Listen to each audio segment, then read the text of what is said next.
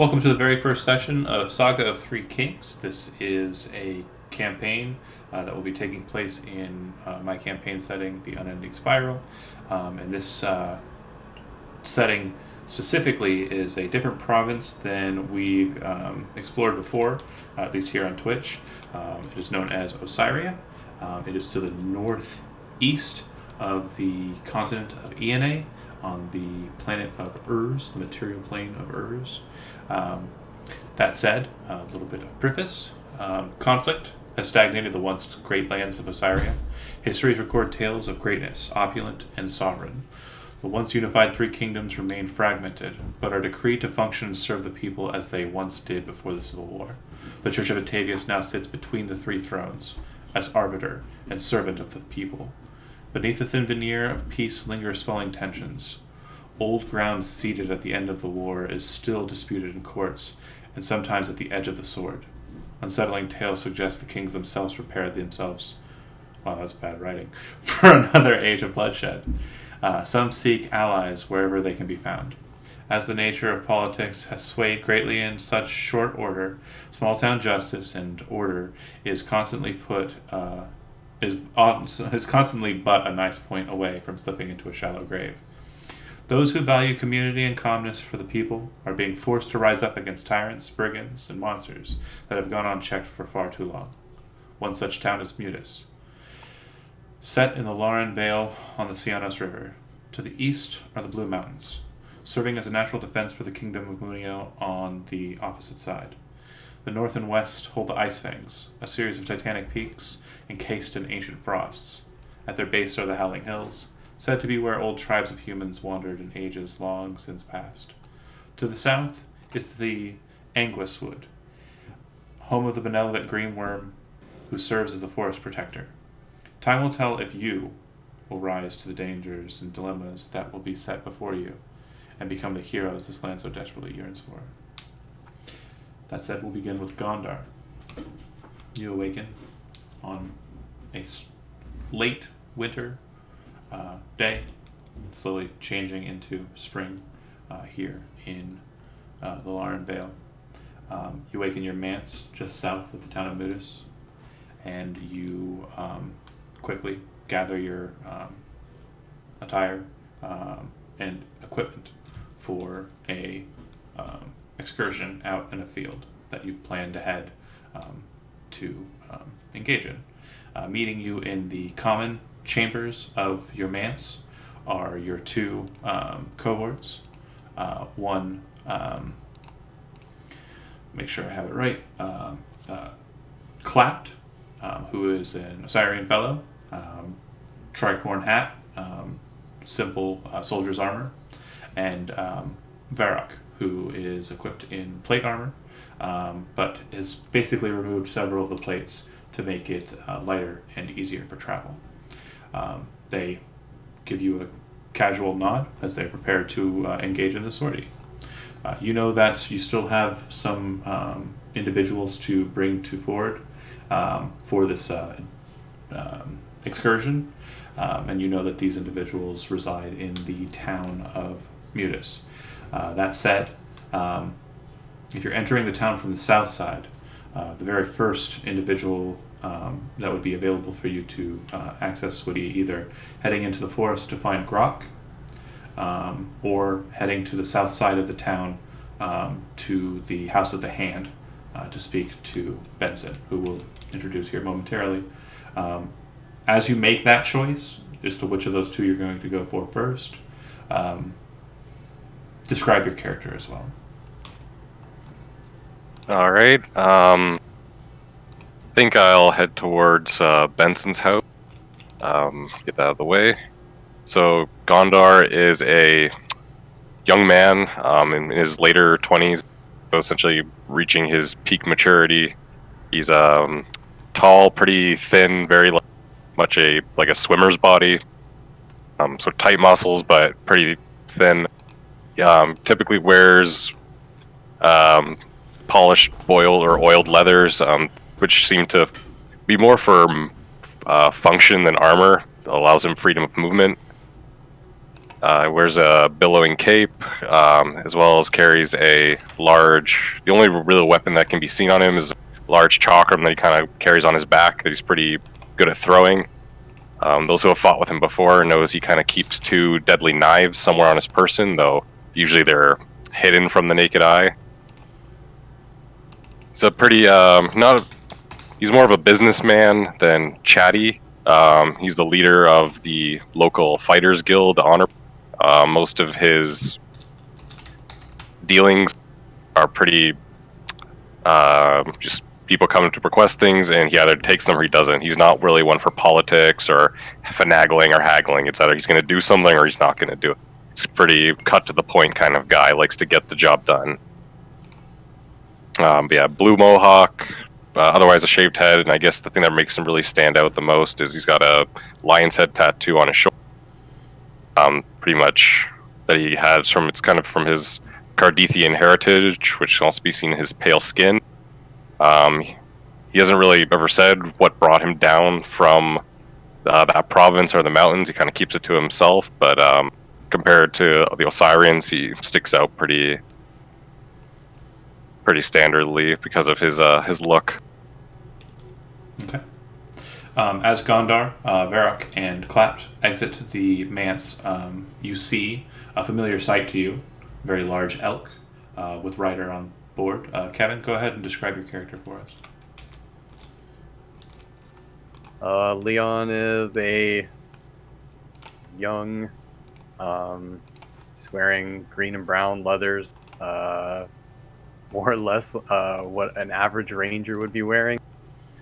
He's got average length brown hair, blue eyes, a bow on his back, and a smile on his face, and optimism in his heart. Wow.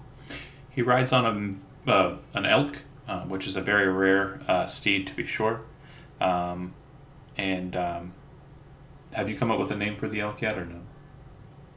No, I was gonna say that's all you. Okay. So far as to say, the elk to you is simply elk, as it's not really revealed its name to you.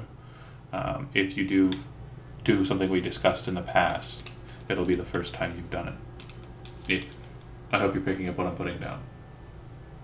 Maybe, kind of. Just send me a message on Discord, I guess. Sure. Okay. You were set and arrive at the manse because you agreed to meet at this place, as you were a part of Gondar's first scouting mission.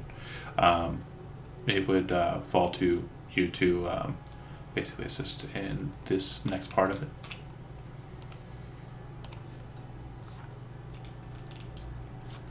Feel free to interact. Well met, Leon. Well met indeed. I'm hoping our next excursion to the tower is works out a little bit better in our favor. Hoping to be a bit better equipped this time. Yeah, it didn't. Wasn't quite what I expected to see. No. I have a plan, though. I'm actually headed to fetch the mage, Benson. I feel like he will be able to help us with that ballista that they have mounted on the top.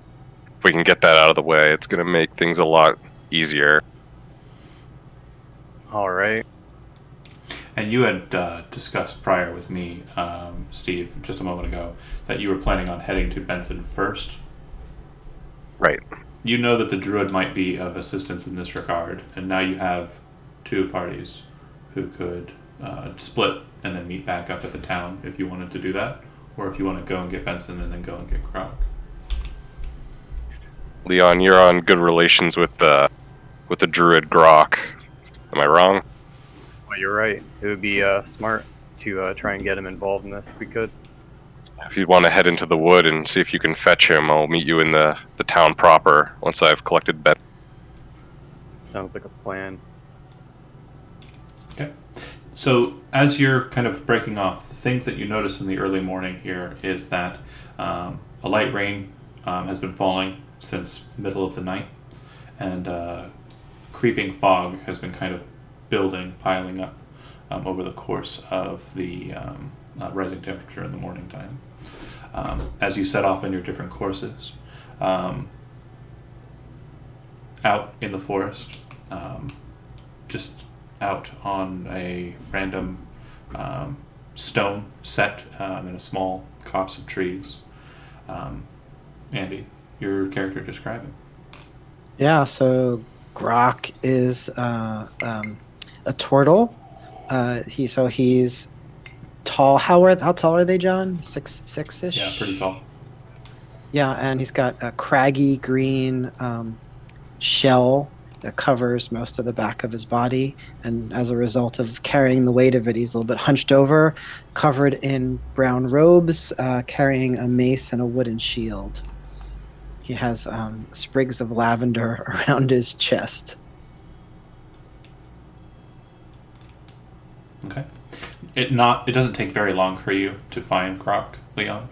And Grok, you see the familiar sight of the great elk riding up upon you. And you see it's bearing its typical rider, Leon.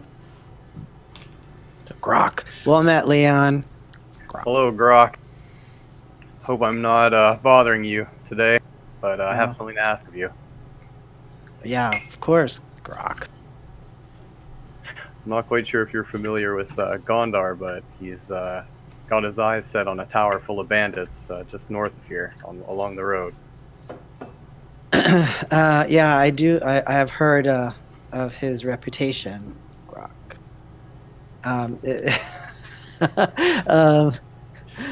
Will this be a help to the woods? I think so. There's quite a few more than I expected held down in the tower. I think they may pose a threat to the town and perhaps eventually the wood. I will help you with your request, my friend. I'll give him the nod. I'll be on my way. Okay. Meanwhile, Gondar and his retinue stride into town. You move to the southern portion of the town, where you see the lower portion of a broken tower. The top of it shorn completely flat. You see the very familiar symbol outside, kind of gently rocking in the wind, of a hand with all different markings upon it, arcane strangery, dividing the hand into different portions.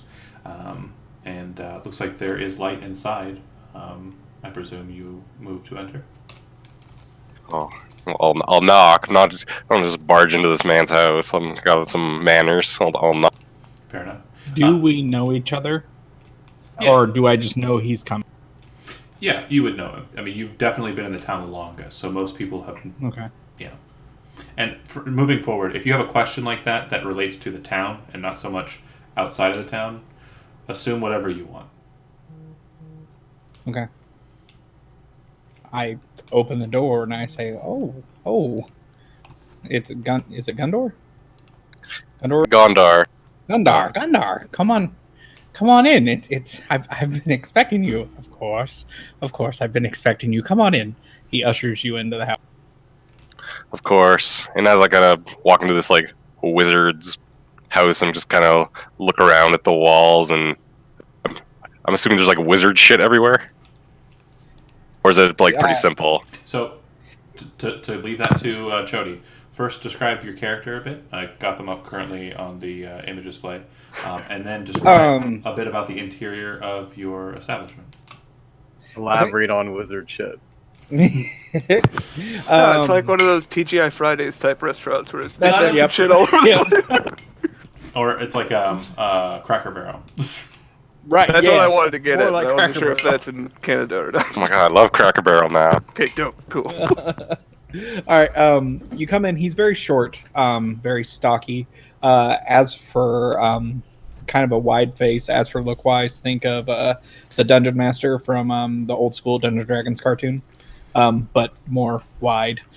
But he's very quiet. He is balding on top. He likes to look at your hair because he thinks that you found his hair that he lost, because he has hair on the sides but not on the top. As for the house, it's very messy. You notice that there's a lot of things that people have traded for. If you know him, you know that he doesn't just accept coin; he'll accept things like shiny stuff. Be like, hey, I'll trade you this for a reading or whatever. So he has a lot of just junk scattered around. I just kind of like take it all in as I walk in. I'm assuming it's like a human-sized tower, or is it like a hobbit? Human size. And one quick interjection. Zach, is Shambles present or is Shambles elsewhere? I'll be headed back in from a evening on the field. Okay. I'll be meeting him at the door. Serving your natural purpose. Guys gotta earn a living. Well, I meant to say I'm the best there is at what I do, Joe.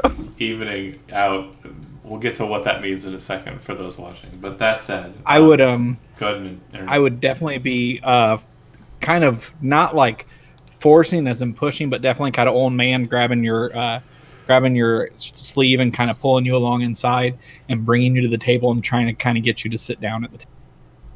Yeah, just kind of let you guide me, and then sit at the table. Benson, I'm here to discuss what I had mentioned before about that the tower to the north. Oh, there's time for that. But first, we have to enjoy ourselves. Of course, your company. We have to make sure you're okay. He goes over and he gets tea, and makes tea in this very, very nice pot and pours himself and you a cup of tea, and also brings one that is empty and sets down on the other side of the table.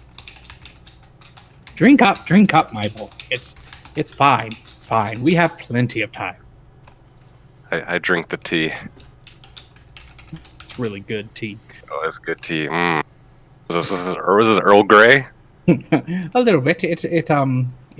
It has some herbs from it, but it does the job. It does the job. So about this little adventure you have us going on, I'd of course love to help. And after we're finished, and my friend arrives, of course, we'll be ready. And ask if Perfect. as you are waiting, your friend, almost if summoned by your statement, enters through the door. Zach, go ahead and describe your character. I am playing Shambles.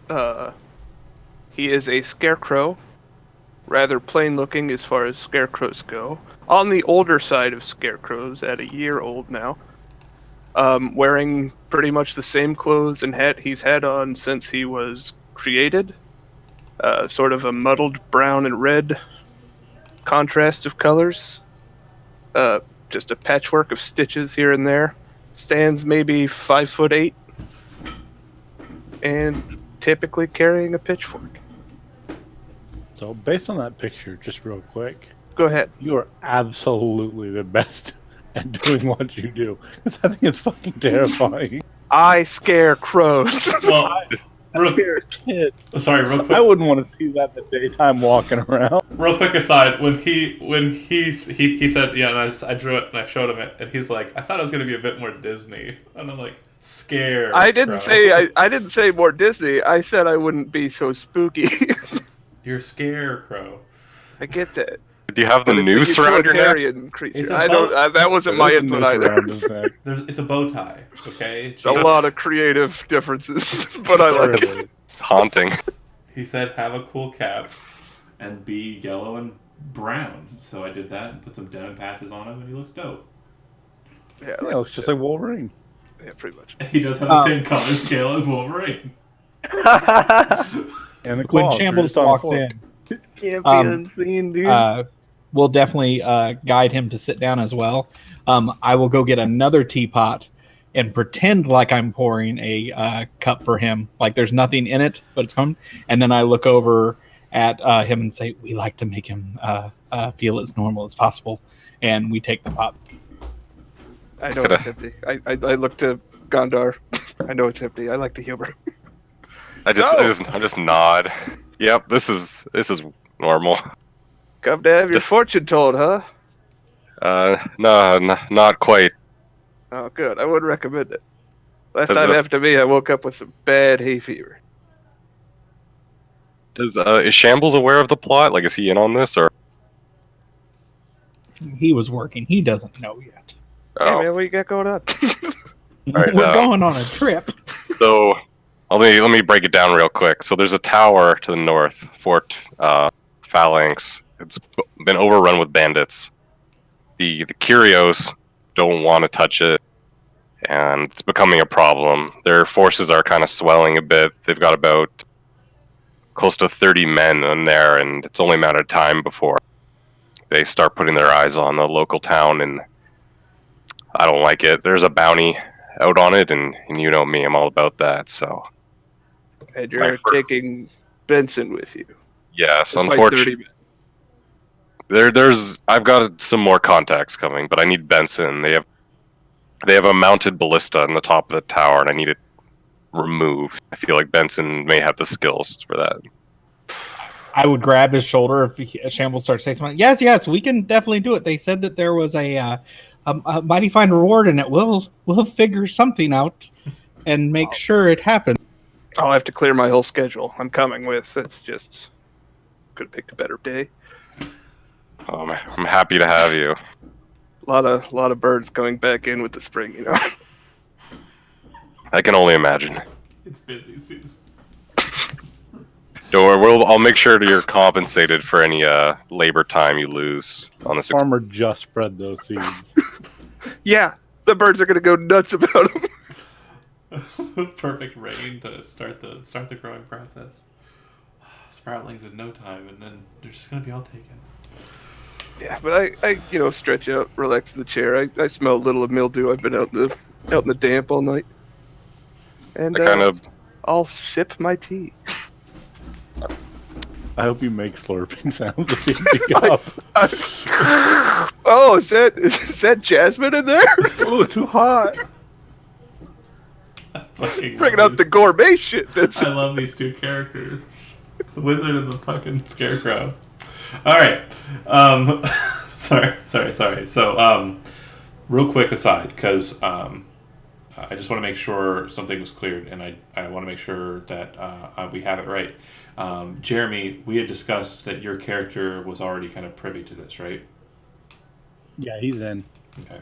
So, Gondar, you would know that your meetup point with this character is going to be outside of the tavern, which won't be open at this hour because it's early as heck, but that's where you basically agreed to have a meet. Yeah, so I'll throw back the rest of my tea, and it probably burns my tongue, but I don't care. Just tell Benson when Chody gets back to gather your whatever regents and baubles, and kind of like look around that you need, and meet us outside of the tavern and the rest of the. We can go into more detail about the plan when we have the entire crew together. We'll be there. Big Four, he's busy. Kitchen. Wizard kitchen.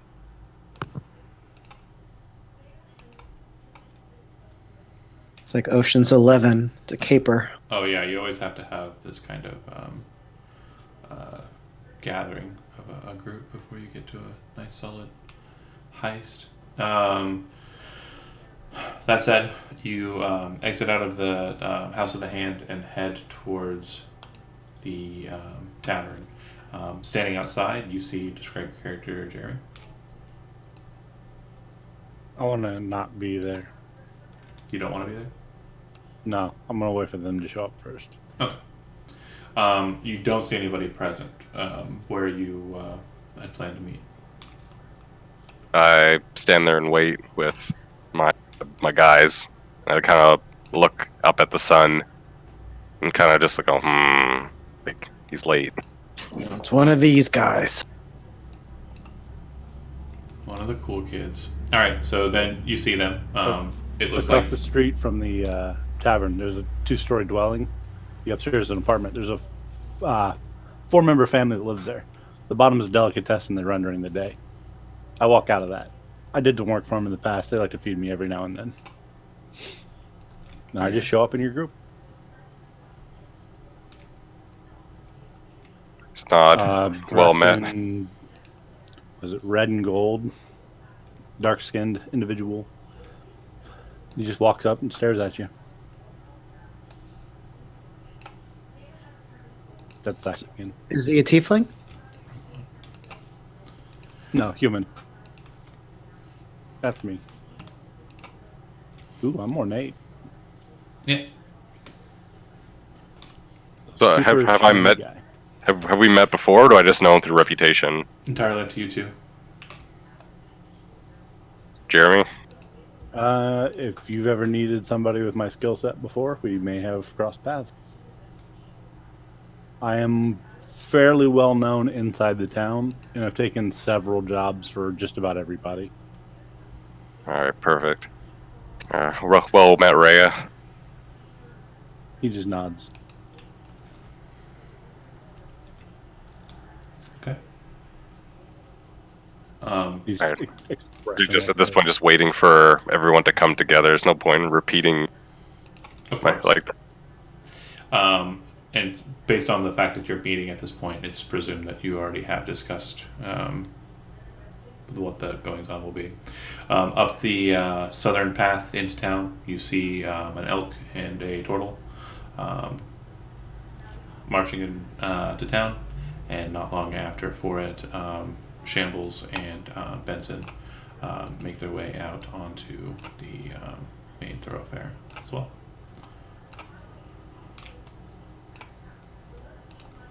Okay. And you have a plan of attack, correct? And a goal? Yep. So pretty much, I'd feel like a direct assault on the fortress would just be unwise.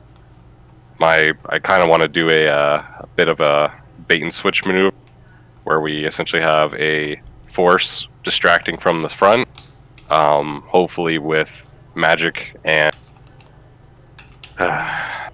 something that I'm hoping to get my hands on, but I'm still hoping one of you may have a connection. Some sort of siege weaponry, either a catapult, a scorpion, or a trebuchet. Just something to bring their attention to the front. While that is happening and most of their attention's at the front, I want to take a strike team. I want to crawl up the back, hopefully through some sort of entrance or window, and I want to essentially cut the head off the snake, find the leader, take him out, and the rest will scurry. Bandits are cowards. Grok looks at Shambles and says, "That one's coming with us, Grok." And he puts his hands together and flames come out of his fingers. I don't know where this hostility's coming from, but Cut that. I'll lean in with my pipe and light it on your hand, and then sort of like stitch a corner of my mouth shut and start puffing. I go where the wizard goes, friend. Have a care, abomination. So in the cold morning, in the cold morning, as you kind of inhale, it more or less doesn't go into like a respiratory chamber, as you are kind of just a scarecrow. It just steams out of me. Steam and smoke start to exit out of his eye sockets, chest, and you can kind of just see it pouring out through like the hay portions as it just sits there and kind of draws in, but then just kind of lingers and then slowly crawls out. And Leon, you get the meaning of why Grok kind of got upset at the coin of phrase that Gondar used, cut the head off the snake. Grok serves the serpent, Oru. Why you gotta take things so literally, Grok? You either serve the forest or you don't, Leon. You know that. Grok. Love it. As the forest takes many seeds to grow to make it as it is, it takes many different types for this group to be advantageous to us. So I believe welcoming, as the forest does to all different things, we should welcome each other. Be good. And at this point, Clap kind of comes over to Gondar and says, "Do we know who the best of the shooters in this group are? We brought the arbalists that you requested." Kind of look at over to Leon. He's good with a bow. Not sure if that would be the same as a siege weapon. Well, what we have is just the arbalists, which you would know would be the heavy crossbows. His bow's probably better than what we have available. But if anyone's interested, they Roll my eyes and sigh and be like, "I'm going to strike team." They pull out 2 heavy crossbows, and basically are affording for those to anybody who wants to partake in the usage of a decently long-range not siege weapon. Look at Rhea. You could probably use one. Oh, he offers it. Well, Take it. no, I'm good. Okay. Just hold on to them for now, guys. Oh, and real quick note, Jeremy, just so we don't get to it, I did get a quick chance to look over your character sheet a moment ago. I didn't get a second to tell you. Cutting out real Cutting bad. out real bad, John. Trying again. Can you hear me? Yes. Okay. I didn't get a chance to update you on your character sheet. Since you're first level, you do not have your archetype, so you cannot ghost knife yet. Okay, that's fine. Okay. Some of my other stats are off too. You'll have to fix that later. But That's fine. That's fine. Yeah, We'll muddle through it. Okay.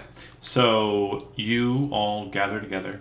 If anybody wants to take a heavy crossbow, they're available. If not, they'll probably just use them themselves. That's I'll take one. That's fine. okay. Yeah, they offer it to you. And at that point, they kind of gather together. There's only one mount that seems to be present, the giant elk, but everyone else kind of gets their gear together, hoods up, cloaks tightly bound to to themselves, and they start marching out the north portion of the town of Buddhist. And we'll go ahead and draw it to the regional map.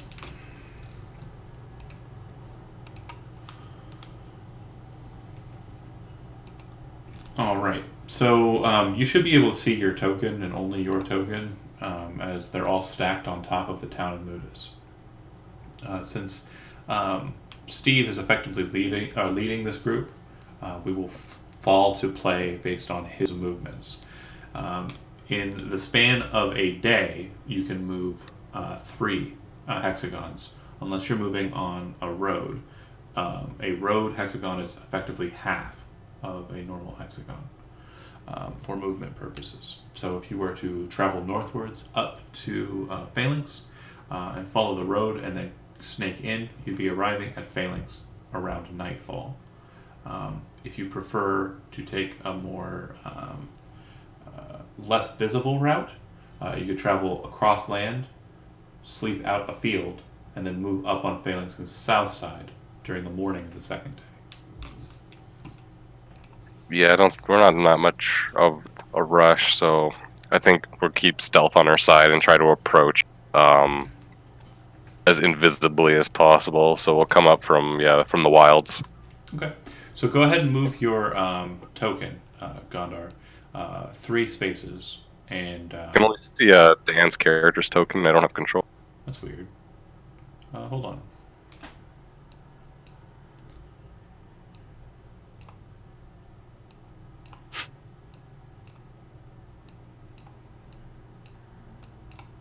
say we're not necessarily in a hurry, but the road is probably still a safer travel. How about now? Now I only see Kevin's. Okay, well, Kevin, go ahead and move yourself then in the direction that Steve would require. Where are we going? Up? Yeah, you can take the road like 2 hexes up and then cut like here Okay. into the wall. So since those are effectively counting as one, go ahead and roll a d20 for that movement. And then you're moving. If you move your character over top, will it take, you know what I mean? Like be on the top layer? I just can't even select any tokens that are like on the thing currently. Can Not even see, mine. you I can't see mine, but I can't select it. Weird. Hold on.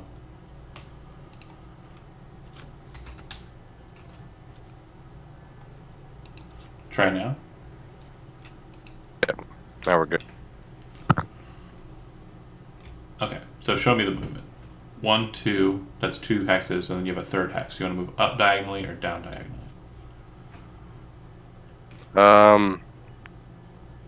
Down? Yeah, we'll go down 1, and then we should be able to get to the Yeah. next morning, right? That's right. Okay. Alright. So give me, you gave me 1d20 for the road movement.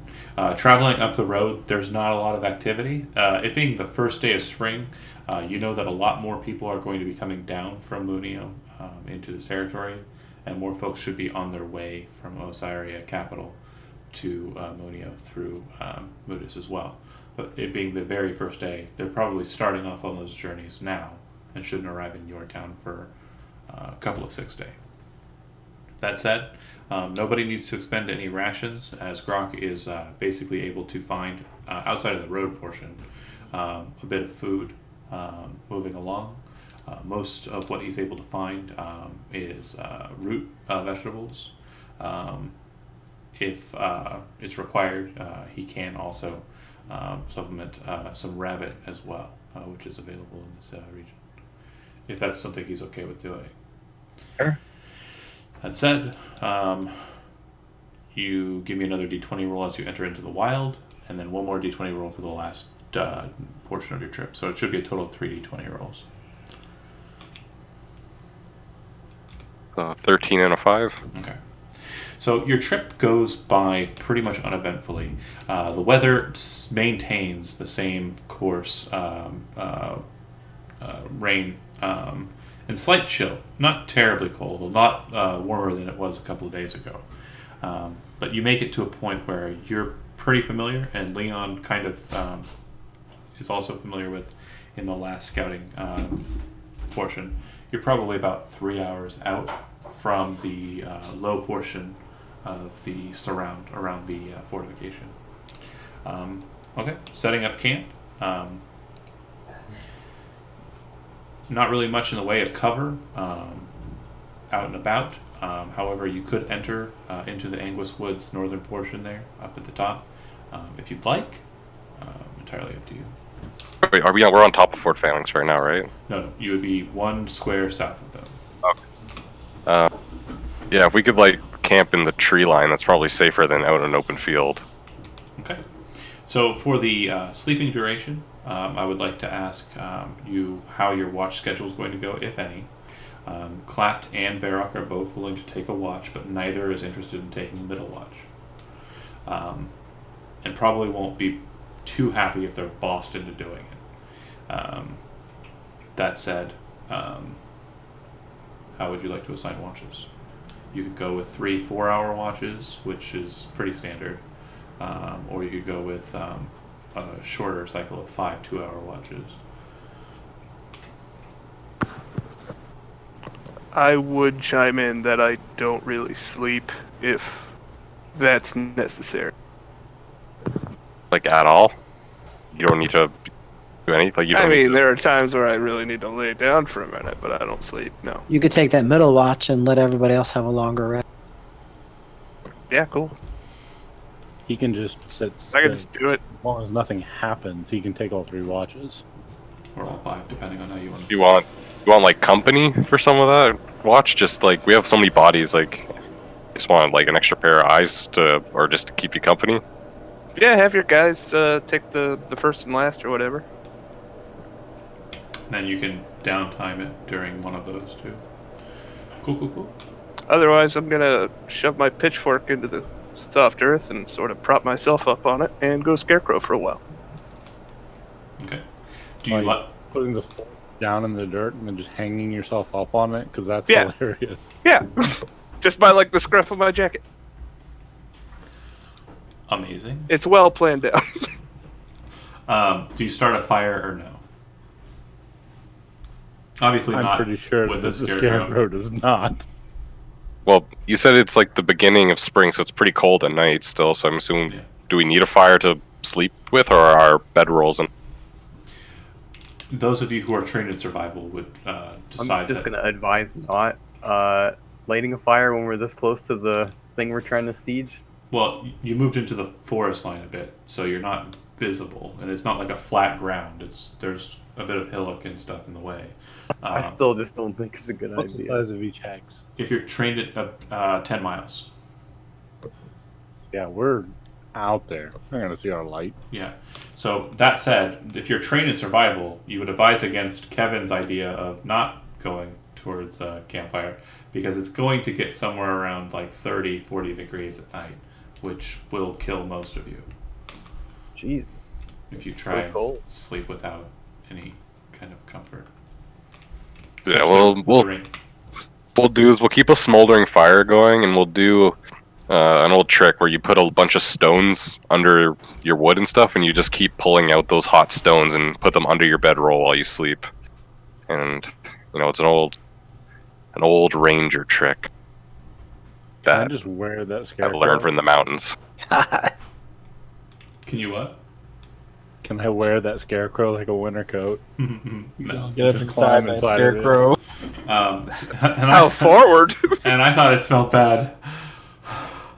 On the on the outside, I did it wrong. Man, perfect opportunity for Star Wars reference, and I blew it.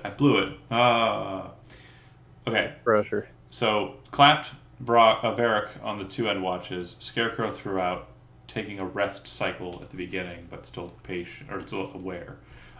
Okay. That said, go ahead and give me 3d20 roll, Scarecrow. And you are actively perceiving, so make an active perception. Can I give him guidance on that? No, guidance lasts for 1 minute. I didn't know. Yeah, okay. All right, it's a 12, 4, and 17, and you want to then perception check? Uh-huh. Crit, 24. Okay. So what you notice is that during the night, it's very quiet, and the rain kind of stops, and everything feels kind of cool and frigid. But you notice that as the kind of night hits the midnight cycle and moves towards the morning, it's very similar to what you experienced last night out in the fields, except that the rain started again later on. But the warmness seems to cause the ground to kind of rise up with mist, and it basically becomes very hard to see, even very close to you. The firelight definitely causes a bit of clarity Glow? around you. Oh. Glow around you, clarity around you, but nothing too bad for you. You can still see movement in the fog. If something were to approach, you'd still have a pretty decent visibility with that perception check. What you do see is that during the end cycle, Varric is kind of taking the third watch, kind of standing there, looking around, and then he looks over to you. You awake? Always. I don't move. Just the Soft mouth. voice. Always. Always. Did you see that? And then you kind of turn and look in his, pointing direction, and you see glowing lights inside of the forest line, kind of just moving about and like dimming down to nothing, and then getting really bright and kind of hovering at about head level, and then kind of moving above that to about a height of 20 feet in the trees, and kind of highlighting the tree shapes in the mist, and then dissipating again. This is going past us into the south, into the forest where... It's not really going past you, it's kind of just existing kind of near you inside of the forest. I'll mention to Varric, go ahead and wake up your boss. We've got some movement. Walks over to Garrett. Keep it quiet. Or walks over to Gondar and shakes him. Boss, hey, and you can probably the Scarecrow pulling the pitchfork out of his back and getting it more standardly ready, or are you staying in cool kid position? Oh, I'm staying completely still. I'm watching. Okay. I'm just watching them. Okay. Varric kind of points over into the forest, and you can see that the lights shambles have moved further away, like deeper into the wood. And Varric's kind of pointing them out, having a little bit of trouble pointing them out exactly. And Gondar, you're kind of looking. Go ahead and make a perception check. 18. You can see something flickering some 200 or 300 feet away in the forest, and you can only just make it out like in between two trees at two different like vantage points. So one tree kind of closer to you, one tree farther away, and then further out from that you can see like this. Do I have any idea like what it is? Does it just seem like a trick, or? Seems like a light in the fog.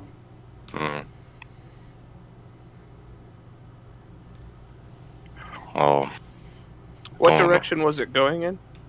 Into Again? the, Forgive into the trees, so south. I don't know what lurks in these woods, but I kind of know someone who does, and I kind of look over towards the turtle shell, like walk over, and I like knock on it. So no, that You see it shake a little. that poses a really interesting question. Do you sleeping in full contained mode, or do you sleep like? So I did write in the chat that I withdraw into my shell. Oh, I'm sorry, I didn't see that. No worries, no worries. I figured that since we're in a place where that might not be completely safe, and also to add some warmth, right? What's great about that is if a fight starts out, you can just run over and kick the Koopa shell. Ba-dunk. Put it right in the melee, then it turns into an animal. Anyways. All right, it's viable. Big brain. Sorry. But something to think about. So you see it shake a little bit, and then he starts to come out of the shell.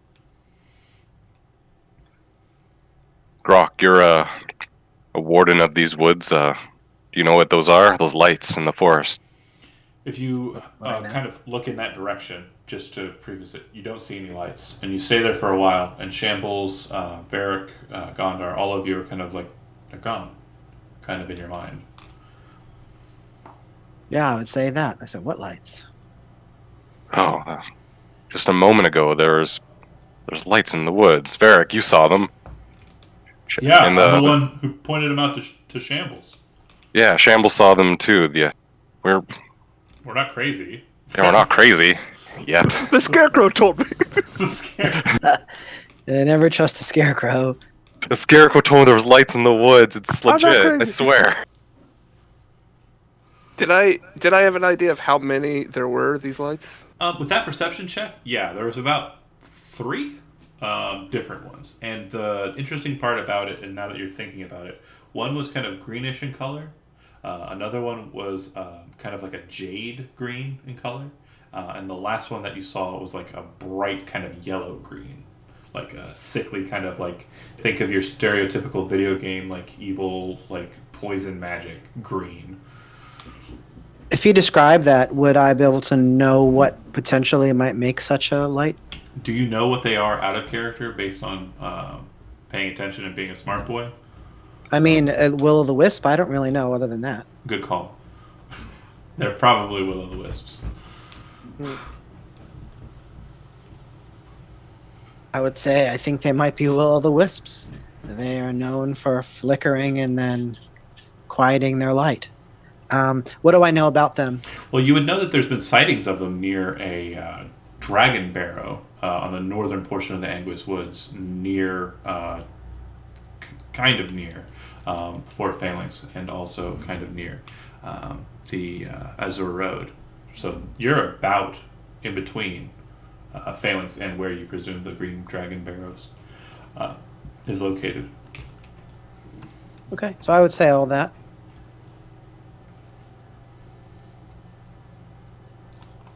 All right. Well, Is this a Don't- danger to us?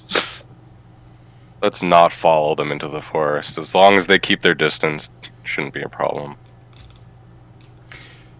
They appear to be gone. If you kind of stay up for a little while and watch, sleep takes you before anything interesting happens.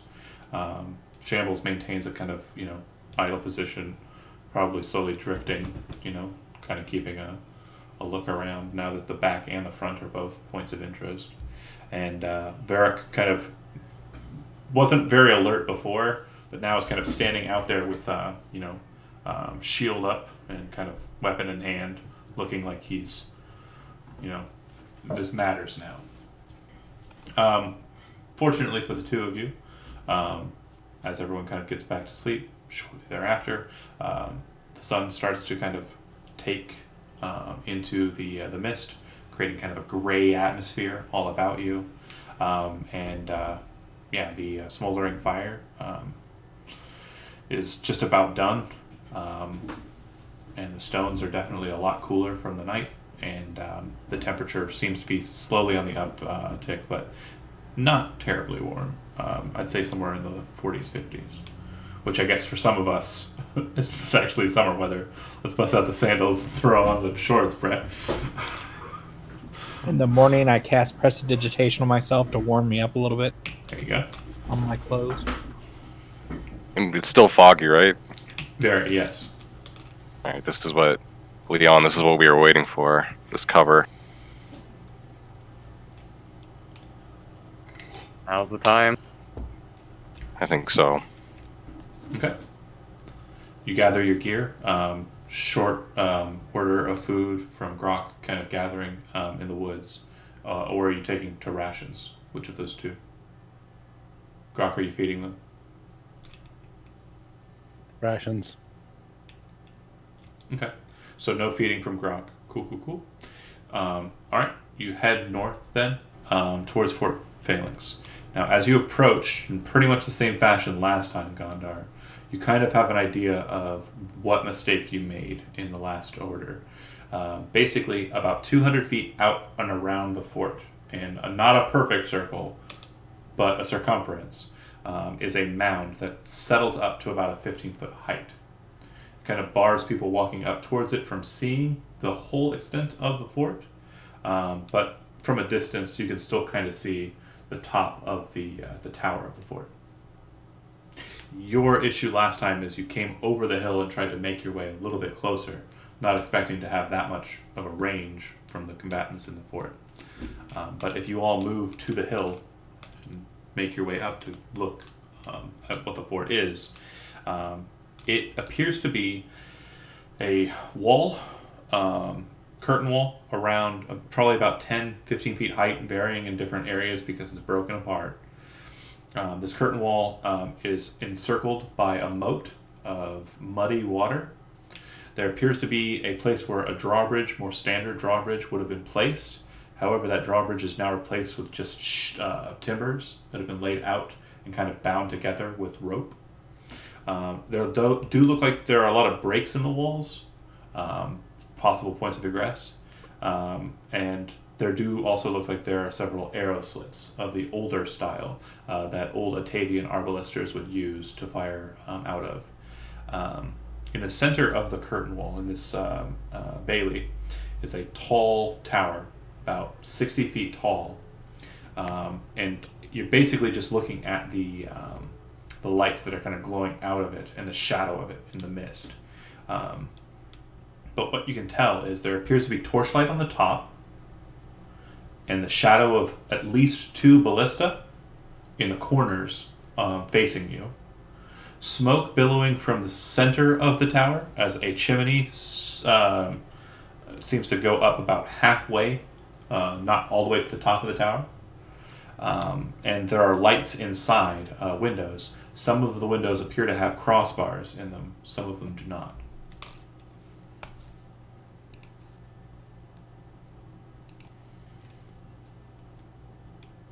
You're approaching from the south side, so you're seeing the drawbridge on its side. Basically, you're looking at it at a straight wall. The drawbridge, or the wooden bridge, is kind of on the eastern side. Everybody go ahead and make a perception check.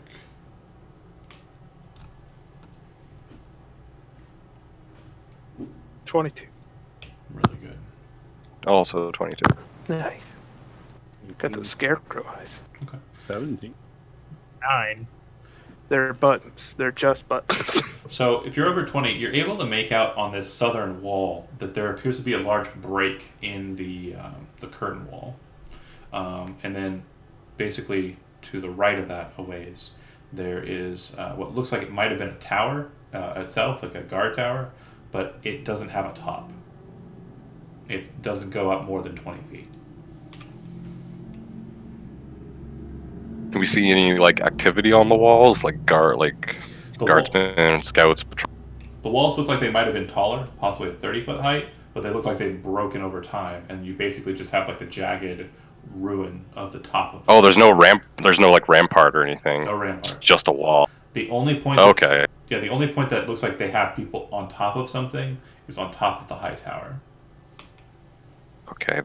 All right. Perfect. So yeah, I look to Benson.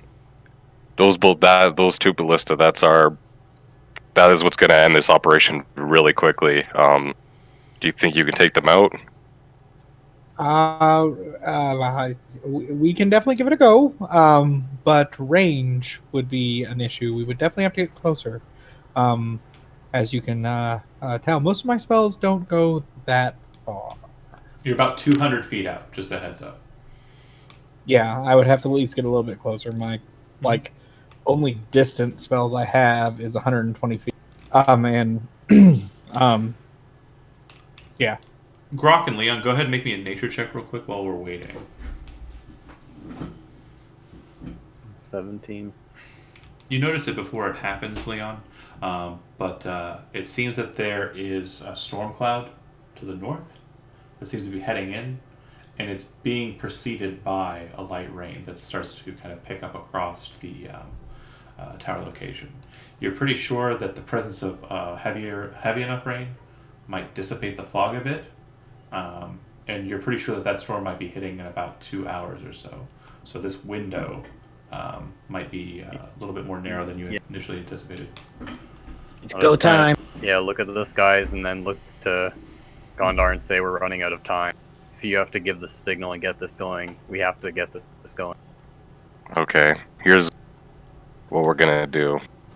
We're gonna move in stealthily. Oh, you said going right. You said from going up and over the hill was a bad idea the first time. Can we approach from a different angle that isn't just like running up and over a hill? Like before you went over the hill, you kind of checked the circumference of it. It's all the same. The kill zone is basically pushed out to kind of effectively a defensive wall made out of raw earth. So essentially, the only thing that's going to let us get closer right now is this fog is our only real advantage. And basically keeping slow, not making quick movements, not having torches or anything. Basically trying to move in the mist and the grass. Is the sun up?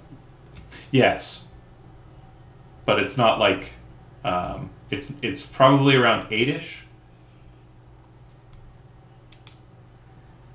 All right. Well, we're gonna stay low, stay quiet, no light.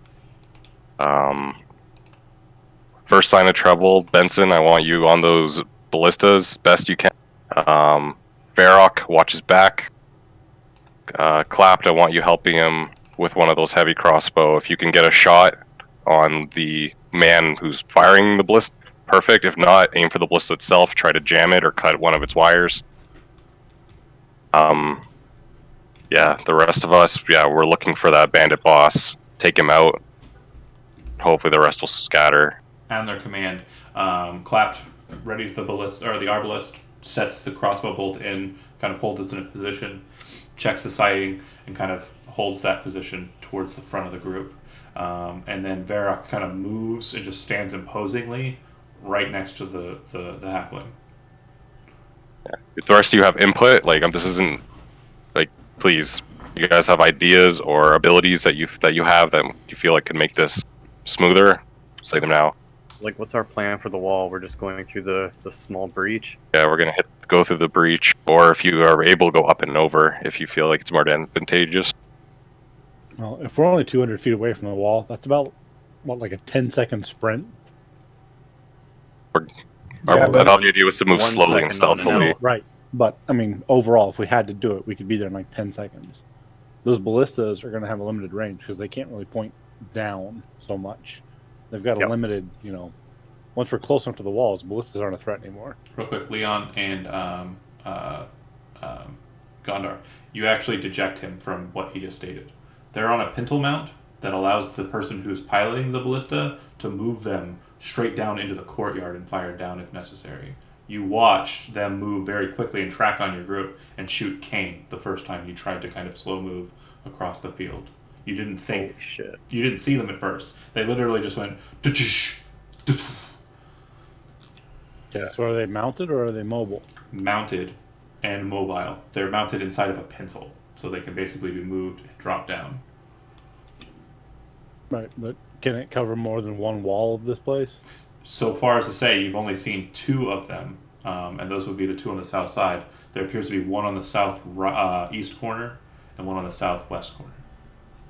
Let's just be safe and not underestimate them. Yeah, well, I would rather just if we can destroy those ballistas or disable, it's just one less thing to worry about. I don't know about stopping them, but I might be able to at least take their attention away from us for a bit if you would like me to try. Since it is a short run. Like, you mean like while we're moving towards them? I could possibly get them to hopefully look away, and then we could run in while they are looking away. Well, they don't know we're here yet. If Right. So If it- they could be looking at something else away from where we are going, so that way they're not looking in our direction. We can quickly run in without them seeing. Does this thing have like a moat, or what is the bridge for? So yeah, it does have a moat, Mud. but it's a muddy moat. It doesn't look like it's deep or anything. Basically, it kind of looks like, I guess the best way to it's kind of just like a divot in, like it's kind of filled in with sediment over time. It might have been deeper at some earlier age, and basically the road kind of runs up to the main entrance of the fortification, and it kind of just stops. And so to kind of stop them from being able to get in, they built a bridge. It looks like there was once a drawbridge that had mechanism in that tower house next to the guardhouse next to the door. But the tower house is broken out, and it doesn't look like any of the mechanism for the door remains. Okay, so how do you guys plan on getting to the walls without crossing that bridge? So, like I said, the moat isn't terribly deep. It will be a little bit more strenuous to get across it. The hard part for you will be getting over the wall, but from what you can see, there's about a 4 or 5 foot wide cleft in the wall. Like, the wall's just broken out, and rubble and scree from the wall are kind of all over the place.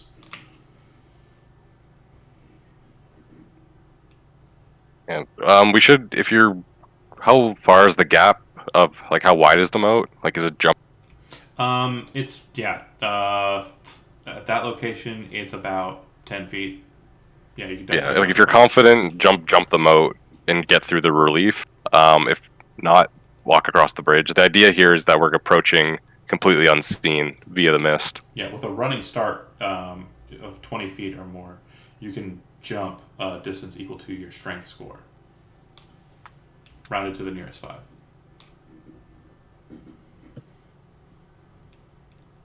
So is the plan to sneak up there? Try to cross the boat? Sneak through sneak through the mist. All of get us right at up. once? Okay. So, to be sure, because I've heard What? a couple ideas. There's sneak up to the moat and not draw any attention. There's the create a diversion and then rush the wall. Any other options? I like diversion and sneak. So if you create a diversion, it's probably going to alert them to the presence of attackers. People in general, yeah. But what Yeah, if but if we it's, time it right, we can just clear the moat while they're looking the wrong way. But what if it's something like not crazy diversion? I mean, I'm just gonna be honest here. What I was thinking about doing is, and I know it sounds silly, but skywriting like a little riddle, like not something hard, but just some silly riddle. So they're sitting there going like, "There's words in the sky. Wait a minute, what?" And then it's like, because I mean, honestly, if you saw most people, I would think would be like, "Wow, those clouds look like words," and then they start thinking about it. Yeah, and then the whole time we could be sneaking through the hole in the wall, putting arrows through skulls and stuff like that. Yeah, I think Right. it's a good idea. Okay. If you want a ritual cast, I like this guy. Skywrite is a ritual, so it won't cast a spell slot to do it. It'll take you 10 minutes to cast. I have the 1 minute cast, don't I? It's not a divination spell. Oh, okay. Yeah, you can 1 minute And- cast divination spells like comprehend languages, detect magic, and all that crap. And can you tell me about the moat? Is it possible I could slip into that and just swim across? It's not deep Like a enough home to run. swim in. Oh, okay. Okay. The halfling couldn't swim in it. Got it. It's literally like 1.5 feet of water, about 1.5 feet of mud, and you're gonna think about Okay. Deep enough to steal your. Try to walk through it. yeah. Yeah. Got it. If you guys want to do that, that sounds good to me. But yeah, let's get the show on the road, because yeah, time's a wasting with our rain. Yeah. What do you write? I write, what kind of goose fights snakes? I know the answer. Okay, Your mama's so ugly. 1 second.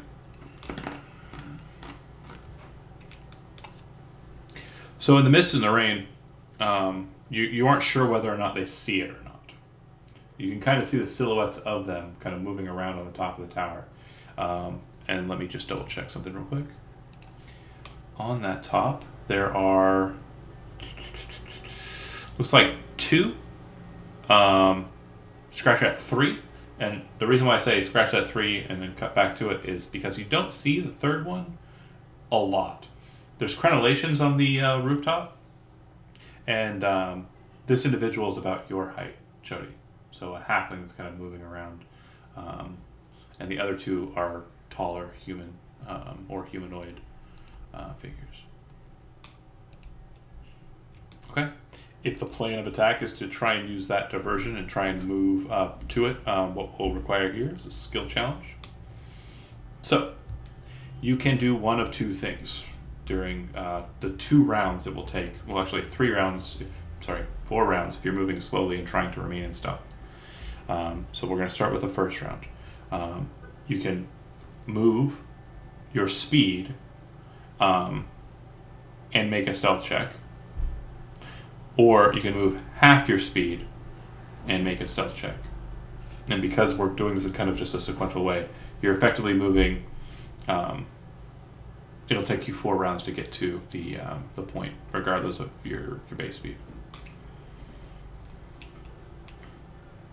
So, do you want? So what's the benefit of moving slowly? Do you get like advantage on the stealth check or something? The DC for the stealth check will be lower, presumably. Okay, and it'll take 4 rounds if you go half speed and 2 if you go full speed. Yeah.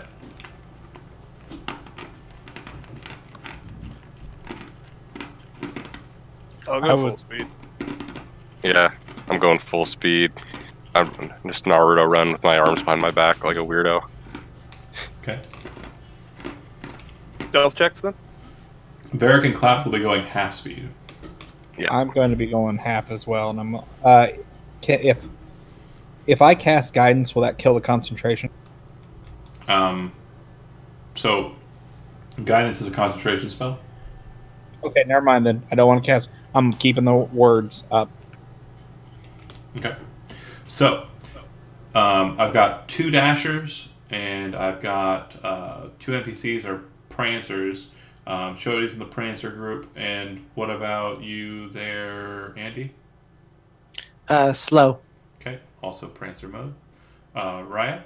He's a turtle. He's a It's like vixen. super slow. Yeah. No, I'll be dashing, but I have a quick question. On the old sheet, I have a 10 stealth. On the new, I have a 7. You would have a 7. How was it so much higher before? Let me check. No. Probably dex because is you're higher level now. 5. Your ASI. proficiency. Let me double check here. Hold on. Oh, you have expertise in stealth. Sorry. So, did you select what skills did you select for expertise? I don't know that I did. Maybe Thieves' Tools. You had to have selected acrobatics and thieves tools because of their bonuses. So yeah, you're not expertise in stealth until a later level when you gain expertise again. So that's why. So I clicked it wrong, is what you're saying. Yeah, I mean, if you want to say that you are not an expert in thieves tools and are instead an expert in stealth, then that's fine. That would be preferred for first level. Sure. I'll fix it right now. Oh, it's so weird to watch. Let's see.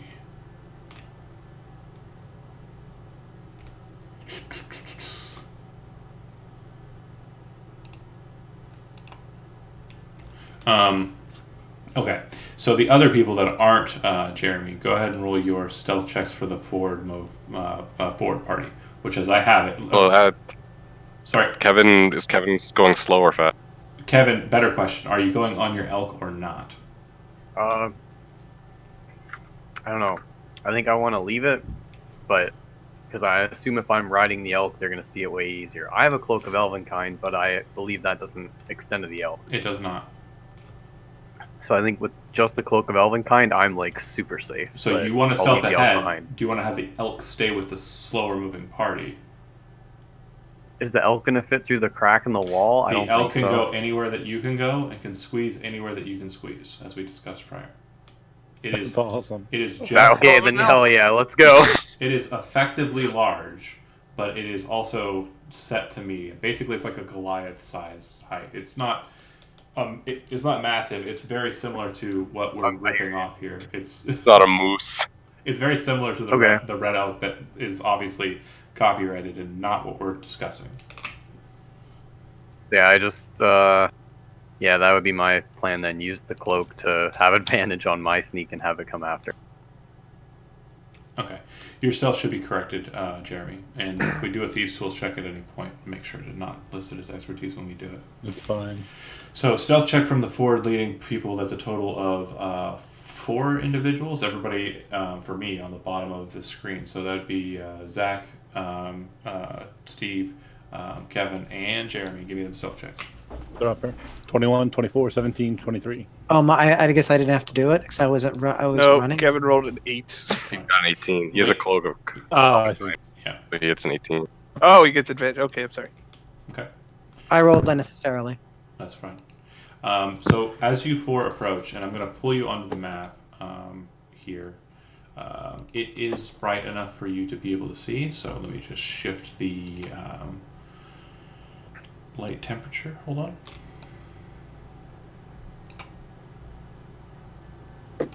Perfect. And so that would be... And I'm just placing you down on the bottom portion of the map at the cleft. So if you are looking like you're listed in water, that's not accurate, and don't believe that's true. God. Terrible swimmer. Same. Map should move. It's raining. Sound. Use the washroom. I seriously was like, what window is playing sound? I gotta close it. I thought it was the website I was on. The rain starts Also, to come down a bit black heavier. as well. If you want to turn it down, if it's too loud for you, go to your cog and set it. No, it's fine. We are blocked out, though. Let me fix that. Hold on.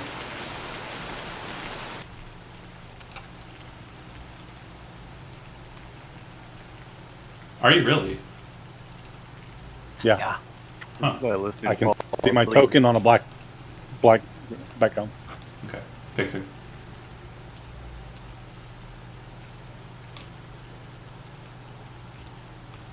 Oh, I see.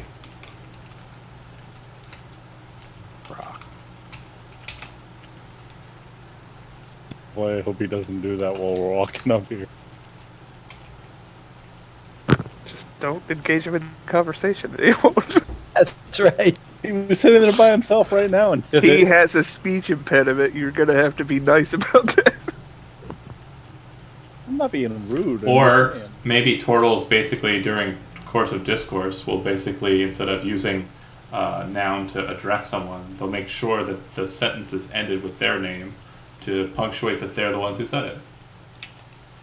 Over. Mother Grocker. Or it's just a curse word and he's just saying fuck at the end of every sentence. His name is just a slur, I guess. His name is fuck. You weren't supposed to know that. It was a secret. He's gonna have to kill you now. That is so weird. Hold on, bear with me here. Alright.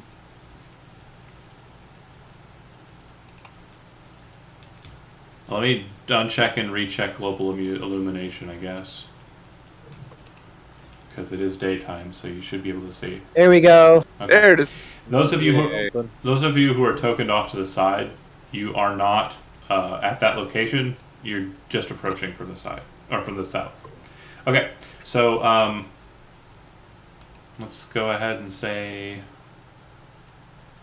roll initiative. We're not in a fight, just for my pacing and beats. And then everyone assume that their start position is Gondar Square, but back one. You need to put the tracker down. So even those of us who are not No, advanced. unless just the 4 stealth members. I can't see my token of click. Oh, there I am. My bad. You want that 8? Oh, or the crit, dude. It's the first what? I'm editing it. Okay.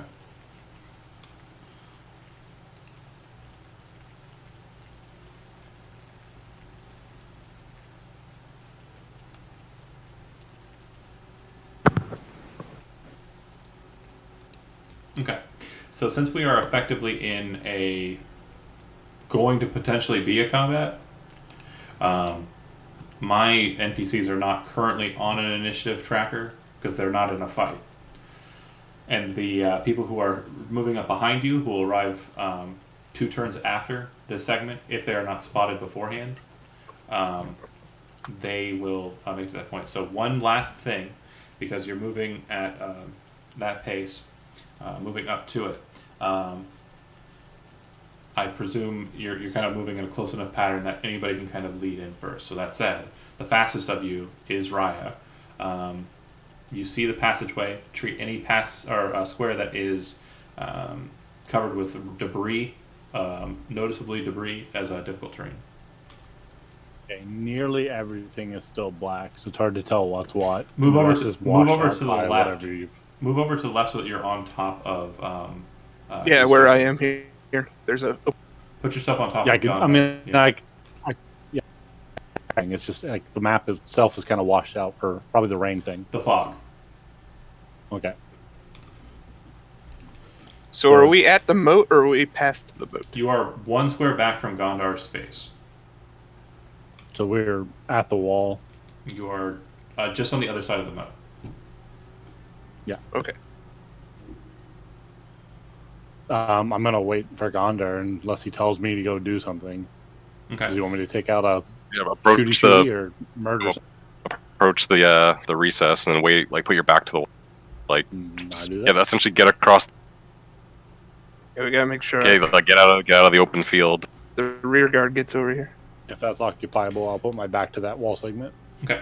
So you're still going off of the stealth check that you made prior. Okay. You are still technically hidden so long as you do not advance faster than your speed. Okay. Then you will not need to make another hide check. That said, if you're just posting up there without any held actions, I'm going to default your action to perception, and I'm going to roll it for you. Okay. How'd I do? So what you notice as you Pretty take great. position against the wall, there's a double door just north or just west of you. There's apparently an arrow slit in the wall just north of that, at this location here. And there appears to be a guard kind of standing out and about, or a bandit. He looks like a young type. He's got a dagger and a sword at his hip. Look like they're very quick and easy to draw. And then you also notice that the entrance to the tower appears to be between 2 statues of Seraph, which are kind of angels in the Celestial Court. And I'll do my best to relay that to them without speaking. So I'll like throw up one finger and point right over my shoulder for where the guy is. And like eyes. I can actually over speak there. hand can't, so if I get it. Can't. Oh, I thought you. Never mind. No, Thieves' Cant is speak a different different than Hand Cant. Yeah. Darn, I thought we were gonna have a thing. No, You were I not. ain't gonna have a thing. It's not You know, really it's cool. But one guy that way, then look over there. Okay, Gondar. Probably- Gondar, you would be next if you'd like to. Yeah, I'll jump the moat and.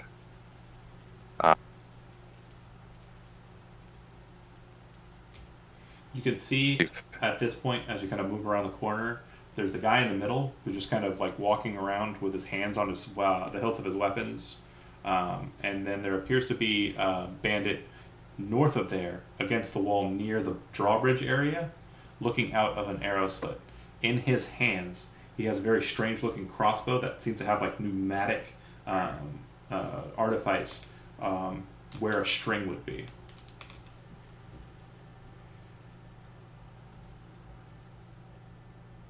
Interesting.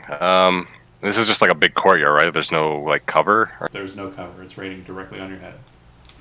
Okay. But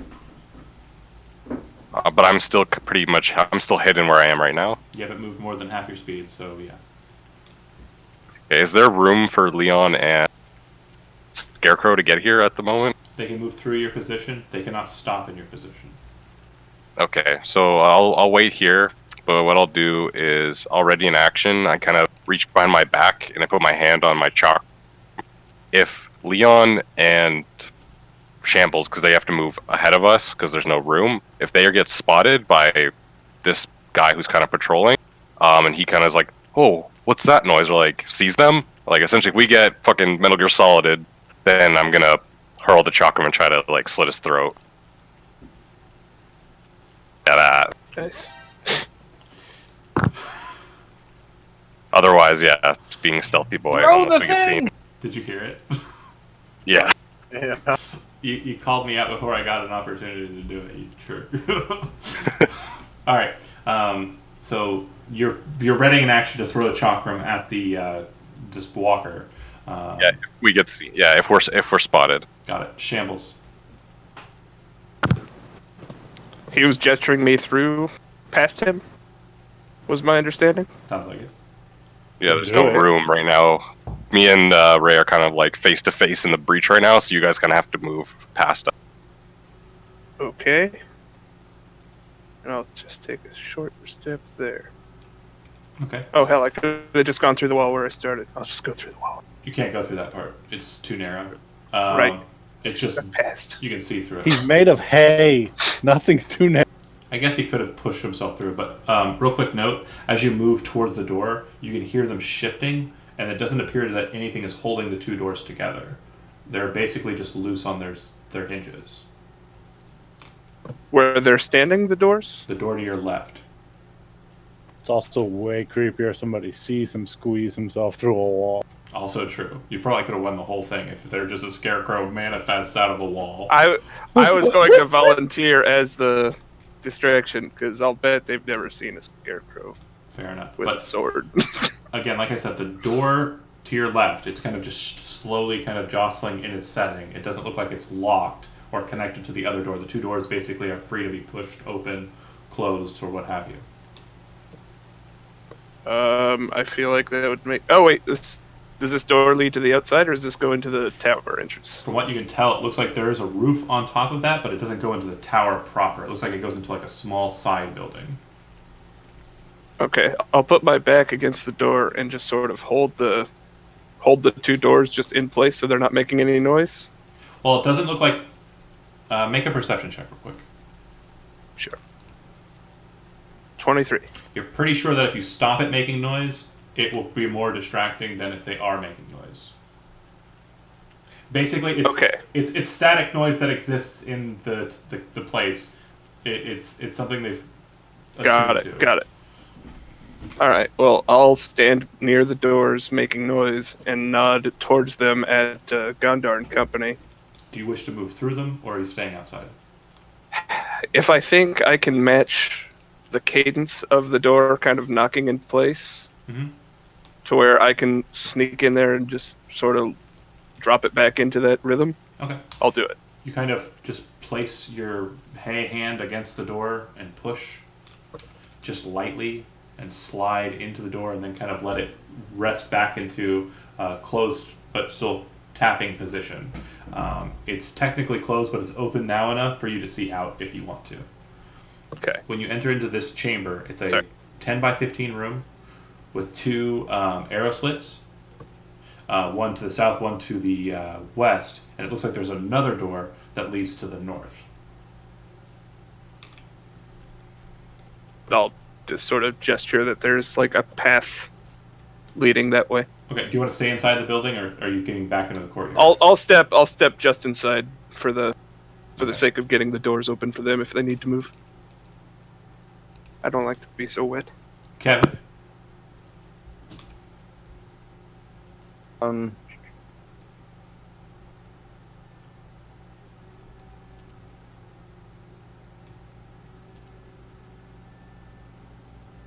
So it looks like... Can I get into this? Yeah, it looks like Shambles went into a side chamber. You can go in and follow up. You'll end up to the north of Shambles by 1 square. There's arrow slits out of Yes. this? To the south and to the west, you can see them. Okay. Interdast. At that point, you all kind of lock into your positions. Gondar kind of holding his position but low. Raya, where he's located, etc. But you're not making a bunch of movement, and none of you are blatantly out in the courtyard. The guy with the 2 weapons turns around and kind of faces over in your direction, kind of nods his head over to the arrow slit just north of you, Gondar. That thing's probably not working. Hold on. Let me try again, which is here. And kind of just idly walks a couple of spaces so that he's standing in front of this passageway.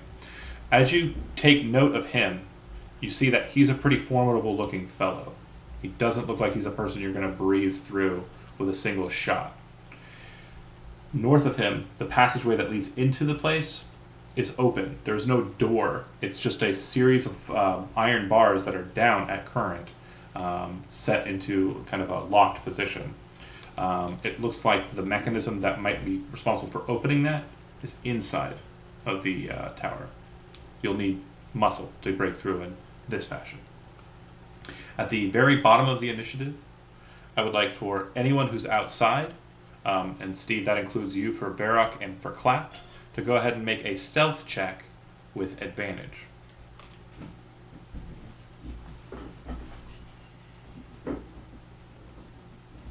I'd like to use my initial roll if that's okay. Yeah, that's fine.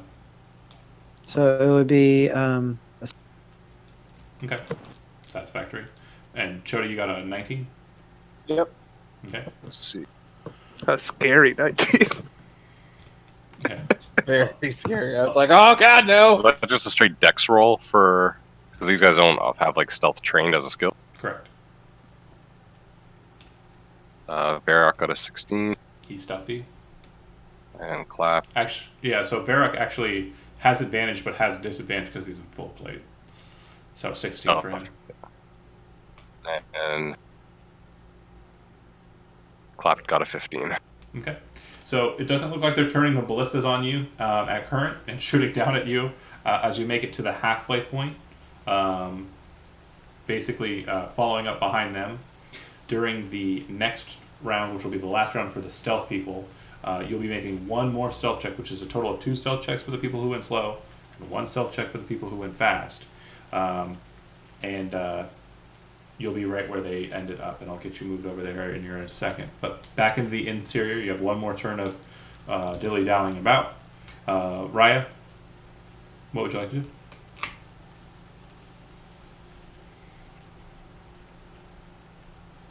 That's you, Jeremy. I'm gonna wait for Steve. Okay, you'll delay. Gondar? Are both Leon and Shambles are in that room right now? Yes. Is this fellow like? Do I feel like if I shimmy past and get into that room without him noticing, or is he pretty? He's kind of locked, looking in this general direction. Hmm. You think you might be able to breeze past him in the other direction. Oh, like heading towards the guy with the crossbow? Like, no. You think you might be able to hang, like, yeah, over towards the gates. Was there like another room over there? There does appear to be. You can go ahead and peek out just a little bit if you want. Yeah, just to get a kind of just so I can get a view. Sure. Um, There's that. okay, so like this is this is a room. The tower that leads to the broken tower portion. So this guy's kind of looking in this kind of area. Yeah, if you kind of think of it in kind of a Metal Gear Solid mode, his cone of vision is kind of basically like this. So he's not watching that hole. That being said, I don't think is there any way I could throw like a raw stone or something just to try to distract him and then quickly move? Or is that if a little too video gamey? No, it's something good. Where you want it? Go ahead and ping where you want him to kind of like look to. I'm gonna try over here, almost so like it'll seem like maybe his ally maybe like knocked a stone, so he's like, oh, he just knocked something over. Like that's kind of where his. Okay, go ahead and make a deception check. You can use dexterity instead of charisma if you'd like. All right. So this will be a plus 4, whatever this is. Oh, gee, only a 12. Okay. You wind up the stone, you throw it, it hits the ground, it kind of smatters and smooths across the ground. And as you do so, the person inside of the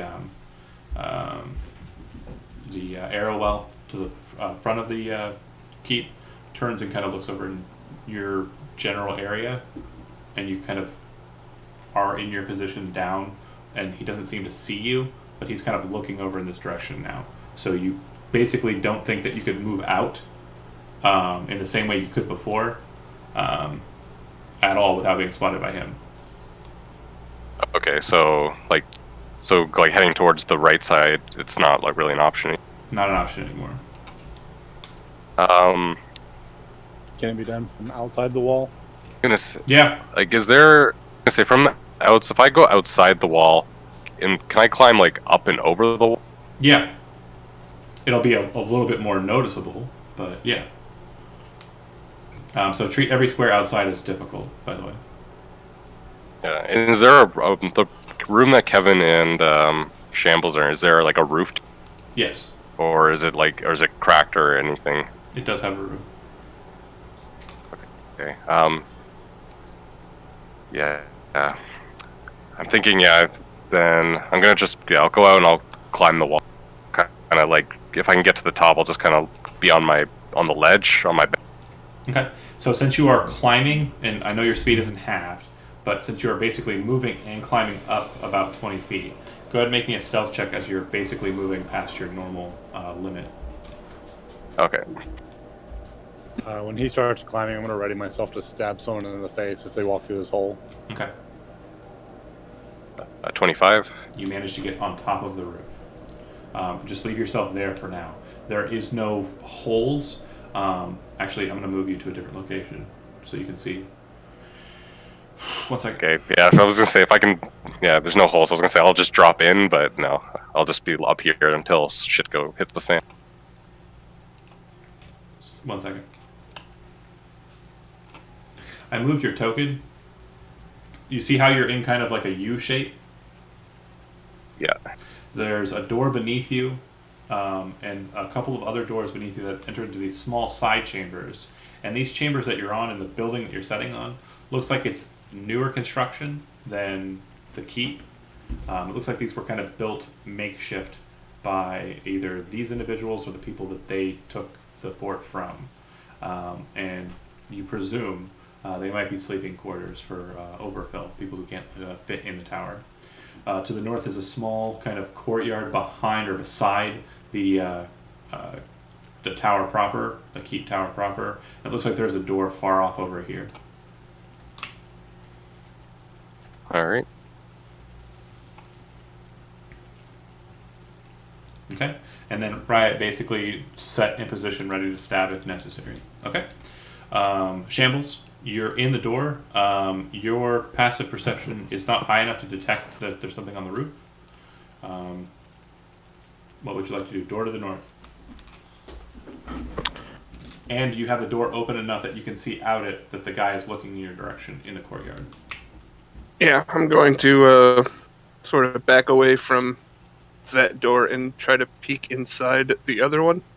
Okay. You see which is closed. You see the passageway. I'm going to get you open here. Hold on. You see the passageway I described just a moment ago. And go ahead and make a perception check. 7. Okay. All right. And so you've only moved about 10 feet. If you want to move a little bit more, half your speed is what? 15? So you can move out into the passageway if you want. I'm going to fall back and let what's his name? I'm sorry. Leon. Leon, take a look. Okay. He's our spotter. Leon, do you want to move up north, or do you want to stay here at these doors? I guess I'll look up north. See Okay. what I can. 5, 10, 15. You can make it just on the other side of the doors. There's a door to your left and a door to your right. And you can kind of see in through the door on your right as you're passing by it. It seems that there's someone in there kind of resting against a wall. Looks like they're just kind of quietly, possibly reading a book, you think? And they look like they're in the same garb as the bandits you've seen so far. Do I think I can get in without him hearing me? If you want to make a stealth check and give it a go. Hell yeah. It's time to knock this man out. Solid snakes. 21. You enter into the room with him, and he doesn't seem to notice that anyone's entered through the door. You're basically standing over him. Yeah, can I like take him out, knock him unconscious? I don't want to kill him, but yeah, is that He's a bandit. So, you're not terribly like. It's not like you're not like a movie character in that you don't have like the specific training of knock guy unconscious just because I'm near them with a shudo, or like snap their neck and make the same crackly pop noise that you make when you kill a guy. You're literally going to be attacking him in some way, shape, or form. So do you think you can knock him unconscious with a single attack? sounds like I probably should shoot him with a bow, but that's disadvantage if I do it point blank. No, you would have advantage on the attack. And if you kind of step back outside the door, I'd say that you're basically at range. Then yeah, do that. Okay. It's probably my best route to take him out.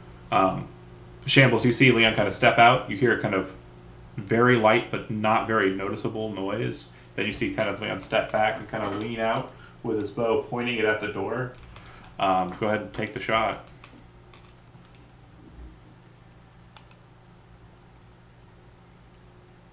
Tw 21, 24? Hit. Go ahead and roll damage.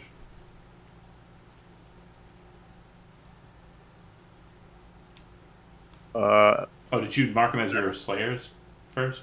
I think it just automatically did. I forgot to uncheck it. Oh, I mean, you could have. That would have been fine. Then let's say I did. That's only +1, so 8. All right. You shoot him square in the neck. He kind of looks up at you in surprise. He does not seem to be dead, though. 1 second. All right. Good thing there's an arrow in his neck. He's not going to be screaming for help. Exactly. Gurgle, gurgle. Here's where we get into a fun situation. Bear with me here. Although this has been a pretty fun situation for me moving throughout, so I hope you guys are enjoying it as much as I am. Let's see. We're still waiting to stealth back here. Yep. That's why I said this is a fun situation. Alright, at the bottom of the initiative, what's going to happen is for the next round of initiative, I need everyone who's on the exterior to roll initiative. The bandits will now roll initiative as well, although they are not all aware of everyone who's present. Does that make sense? Yeah. So like the one guy will be aware, or He has whoever not- else he can. Yeah, and he has not raised an alarm yet.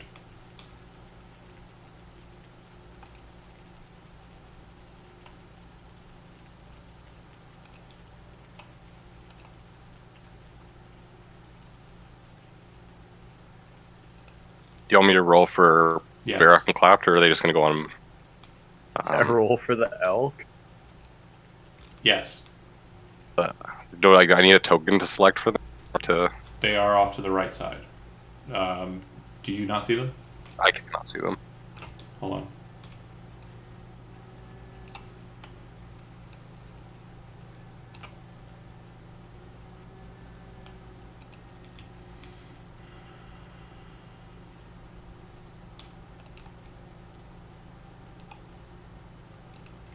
You should be able to see Varrock. Perfect. You should be able to see Clapped.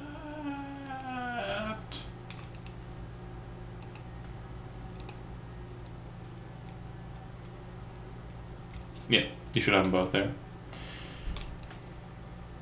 Yeah, I got them on. Alright, so stealth checks for Elk, Grok, all of the other School kids. And Advantage? Kevin, Just Dex, right? yeah, if it doesn't have stealth trained, it would be just Dex. 17. Okay. Grok, you got. And this is with advantage again. Sorry. Yep, 20. Okay. Did we get an elk? I didn't do Dex. This should be a 17. Sorry. That's a stealth check you rolled. What are you talking about? Yeah, but you said if it's not trained, you don't. You just use dexterity. No, for a character sheet, it will be without the training. Okay, my bad. He's rolling for NPCs. I got confused. You got a 19. You're good. It's fine. So everybody seems to move up just fine. Okay. The guard in the courtyard, Raya, as you're looking at him, kind of like dagger in hand, waiting and seeing the others coming up behind you, you see the guard turn away from there, almost as if like he's not really noticing anything, and kind of look down the pipe of the tower and start turning back and facing the other portion of the courtyard. The thing that's going to change whether or not that stays true is you hit him with the arrow, and it's your turn. When it's your turn, Leon, we'll discuss how that might have changed. Okay. Great. I think everyone's on the board, right? And you cannot see where the bandits are located, so you don't know what initiative they go on. So great. Great. Great. Okay, so Jeremy, not aware of what's going on inside of the chamber to the side there. Just aware that your friends have now gained up on you. I'd motion for the two NPCs and let them know that the boss and the other two are inside that little room and kind of stall everybody else. Okay. You can see that Claps kind of takes a knee, like near the edge of the moat, and is looking up in the air, and he kind of looks to you, and he kind of puts his other hand, like his loose hand, kind of points at his right eye, points straight up at the top of the tower, and says, "Got this." Varric, on the other hand, looks towards the doors and looks like he's prepared to move in that direction. If that's what... And then I'm maintaining my ready to action after that. Okay. Stab a guy if they come into the well. Alright. Yeah, maybe get that. So Varric is up. You decide what his action is, even though you're not able to command him. So what would you like Varric to do? And again, don't use meta game knowledge.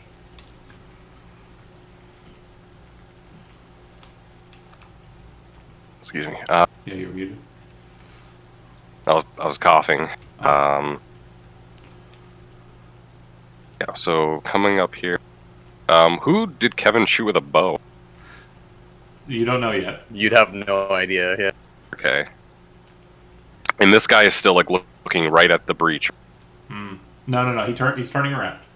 No, he's turned away, and I have told the character you're playing now that their boss is right over there, where you are.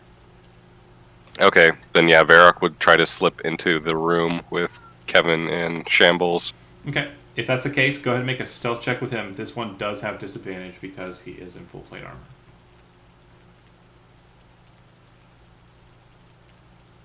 Oh no, Steve's dying. 50. Okay. You managed to breach through the door, and you can go ahead and move him at his full speed up and behind. Okay.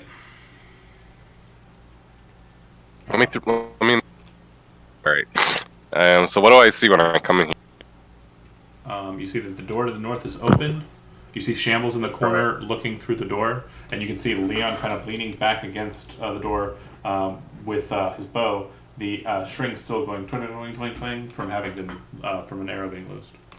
Is the arrow inside of this person? Can't see that guy. You got to kind of go around to see him. Oh, okay. I think I might be missing a wall. Yeah, I was gonna say I can see him fine like this. Like, is he in a separate room or something? Yeah. Like, if I see Leon, like, he just fired at something, then yeah, Varric would go and see what they're dealing with. And if it's a man, then... he 5, would. 10. Well, you got a lot more movement than you got going here. Go back to where you were just a second ago. 1, 2, 3, 4, 5. You could move into the space underneath Gondar's position. I'm going to go ahead and move him up because he's not actually there. But yeah, move him up 1. But you won't be able to get in that room. You can attack the guy if you want, but you're Or attacking. can I use the orc aggressive thing, bonus action Yeah. to move towards a hostile enemy, since this is a bandit? Yeah, that's fine. Right, yeah, then I'll get in there, and I'll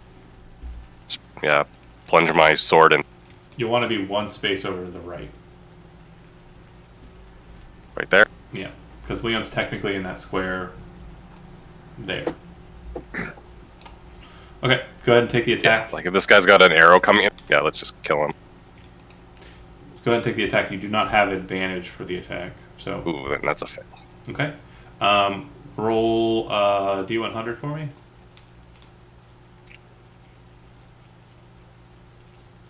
$84. Okay. You swing, and it doesn't seem to clatter against anything, scrape across stone or anything. No noise is made. Chody.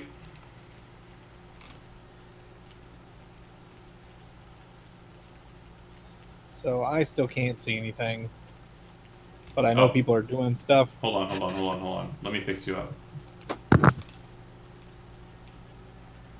And Andy, can you see anything or no? I can. Okay.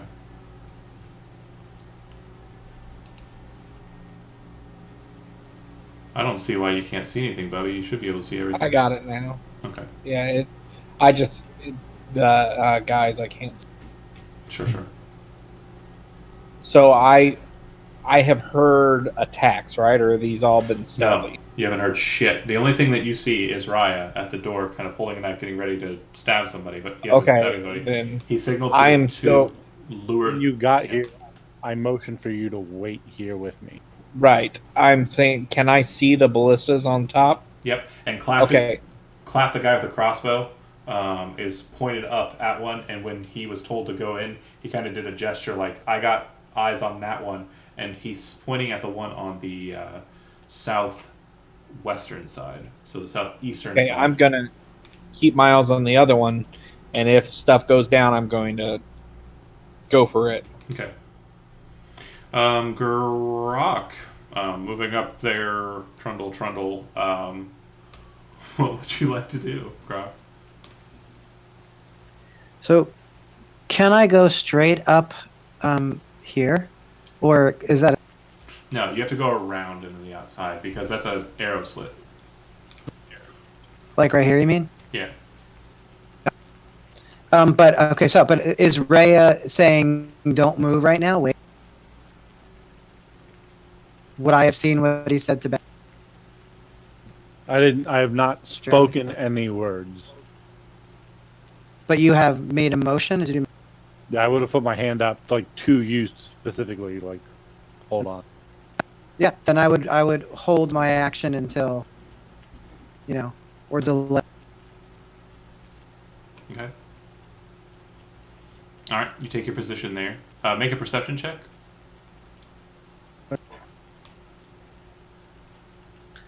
14. You kind of look at the courtyard. You see the guy in the blue there kind of turning around. And you look across the courtyard and see that the guy over by the corner there,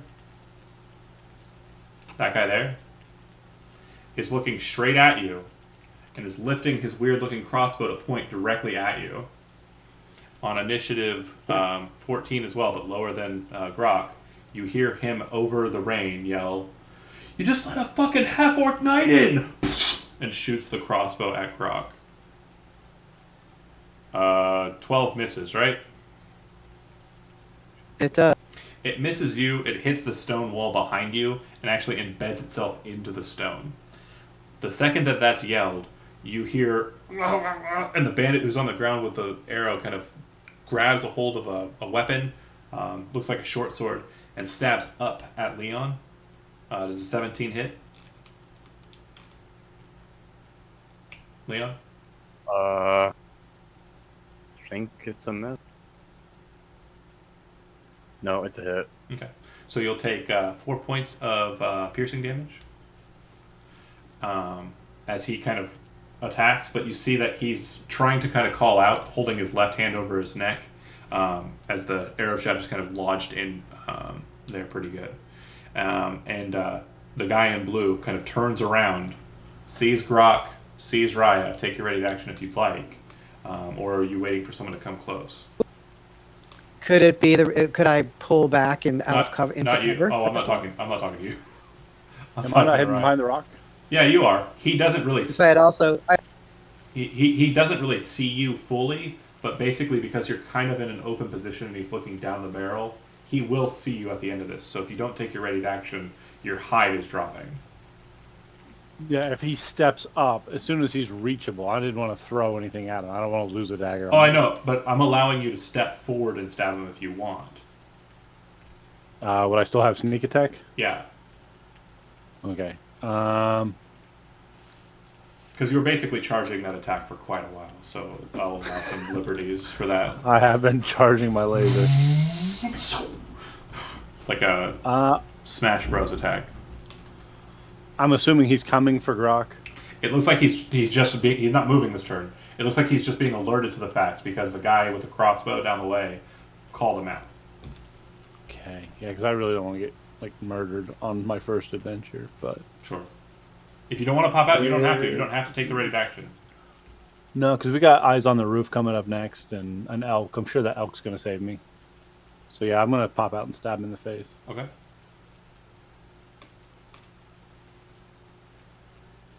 There. You can step forward, yeah.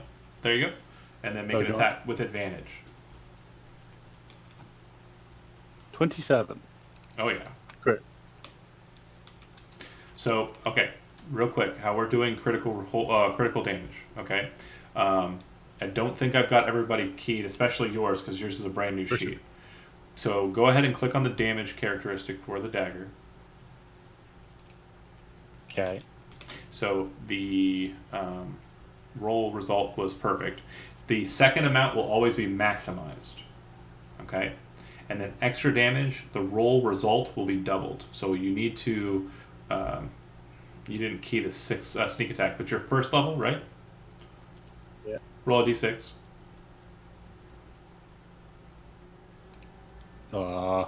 It set it up on the sheet, but it's not working. Hold on. Okay. Yeah, you have to check mark it for it to roll out. So 3 doubled is 6. So you dealt a total of 18 points of damage. Okay. You come in and kind of get him in the stomach. He kind of moves to the side a little bit. You kind of tear through his clothing. He starts to bleed a little bit, but not like heavily. Not like old boy with the arrow in his neck. And he looks like he kind of formidably kind of stares you down and looks like he's about to draw his weapons. He does not do so this turn. Okay. The only conversation that's been had by the bandit so far is the guy across the way said, "Just let a half-orc knight in here, you idiot!" and then shot the turtle. Gondar. Shot at the turtle. Right, failed to hit the turtle. Alright, for my, vantage point here on the roof, can I see that, Rhea engaged with? Yes. This... I'm going to go ahead and move you in a different direction now, because your attention is focusing another way. So you are literally one square to your left, but on the roof. Yeah, now save my life. Yeah. Time to be a ninja. Do it. I pull off both my knife. I jump off the roof and I try to jackknife this guy with both my daggers. Awesome. Cool bonus. Yeah, cool points. Come on, cool points. Okay. So it's only about a 10, 15 foot drop from here. So go ahead and make me an attack roll with the attacks that you're going for on this. Great. Yeah, my intention is to jump off and land either on top of him or beside him, and then do the thing. Okay. Well, if you want, that's fine. So first attack looks like it is a hit. All right. Do you want me to do both the attacks first, or Dan, you want damage? Go ahead and do both at the same time. But I was going to suggest, if you wanted to, for your second attack, instead of using the dagger, you could just use the weight of you to push into him and knock him prone or back. Yeah, I'll knock him prone. So I'll jumping into him with pressing him with my knife, and then just using my body weight to take him to the ground. Hot. So go ahead and make an athletics check with advantage. If you prefer, because this is a different style of rush, you can make an acrobatics check instead if you're better at it. Yeah, acrobatics. With advantage, 23. Okay. And I'll contest. All right. So what you watch happen, Raya, you kind of come in, stab him. He kind of looks like he's about to draw the swords, or the knife and sword. And then you see Gondar, the lion, jump from the roof down, slam with a karambit into the guy's shoulder, and press into him, slamming him down on the ground as Gondar kind of catches his footing and lands adjacent to him, just north of you by 1 square. And I'll do the damage. So, Okay. and Dagger seed.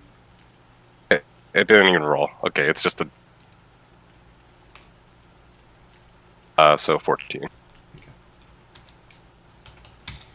He's laying on the ground. A lot of his blood seems to kind of entered into the water that's kind of pooled around the entryway.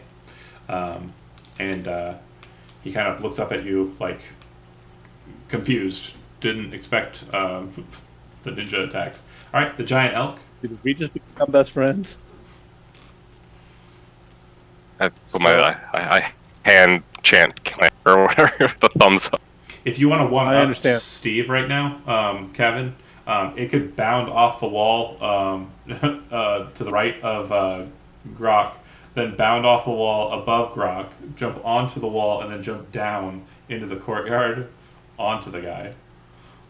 Yeah, I kind of want to have the elk have seen, I'm assuming, what happened to Grok, or was attempted to happen to him, and, they go as far back as Leon and Grok, so he ain't happy. Yeah. So the elk's getting in there. So yeah, if you want, So the elk's performing these wall jumps, and he's gonna land on top of this guy. Exactly. I'm about it. so then the elk will be making an attack. I believe they have. It's been a Hooves or a ram, but if I'm moving this much distance, I get the bonus of charge, right? If I Yeah. used a ram. That's right. So this guy's about to get smacked if I hit Yeah, go ahead. 10. You have advantage. You're attacking a prone target. Oh, so 18. That'll hit. And charge. So you're basically dropping down and slamming your head into his chest, because you kind of had to move around. Charge. This will do an extra. Yep, you got the dice already. Well, And he can't be knocked prone more than he's already knocked. And real quick note, when you make an attack with an NPC, if you hold your mouse over the word attack, it should clickable and do the damage off of that. But you right? Cool. we'll go with the 12. Yeah, no, definitely. I just didn't know because I was looking. I was like, oh shit. No worries. Yeah.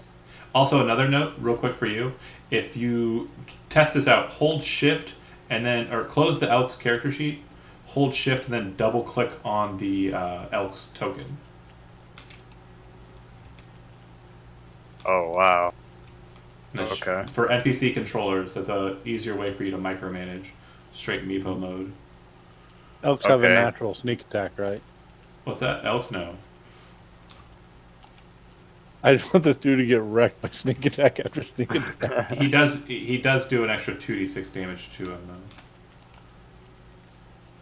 Yeah, it's pretty generous and free. I'm gonna move your elk off me for a second. It's not letting me pull him to the back and grab my cool guy. Because he's dead. No, he's getting there though. Shambles. Commotion.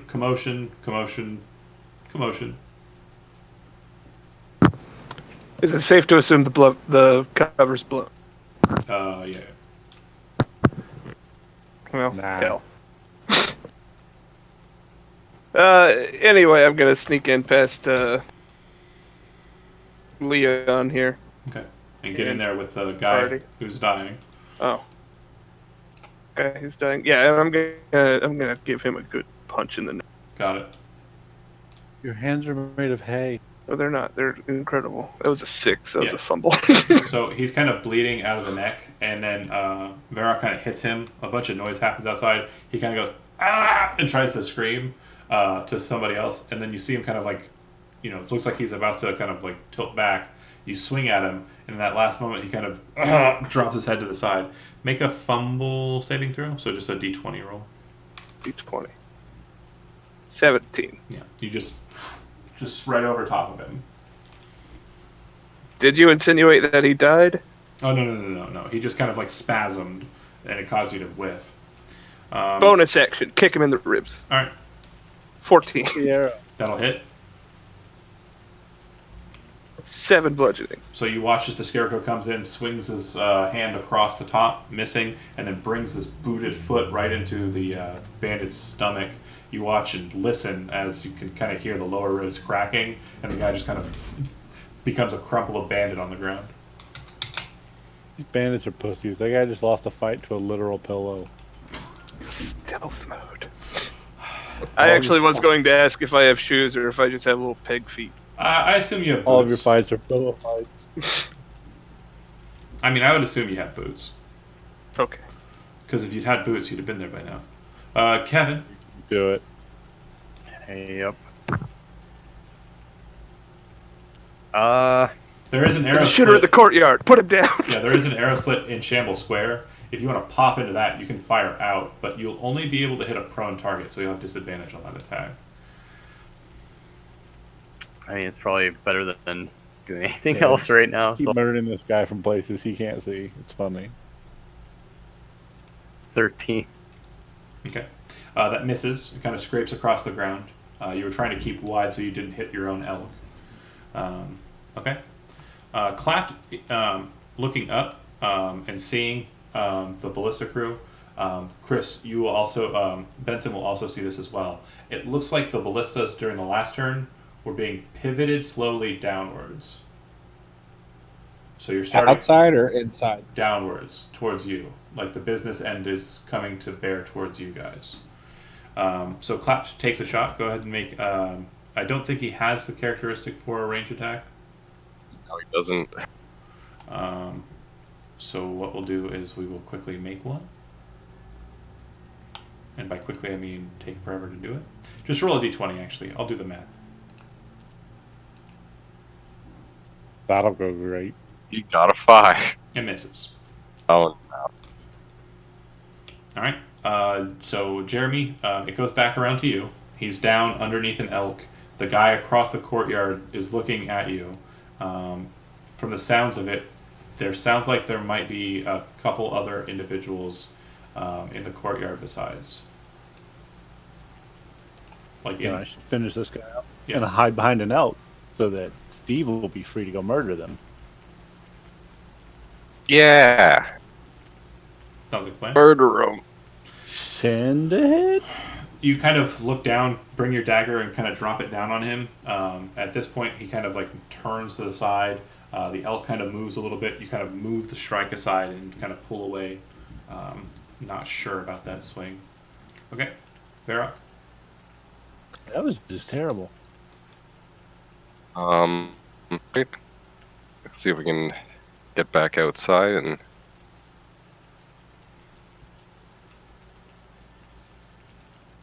How much movement was that?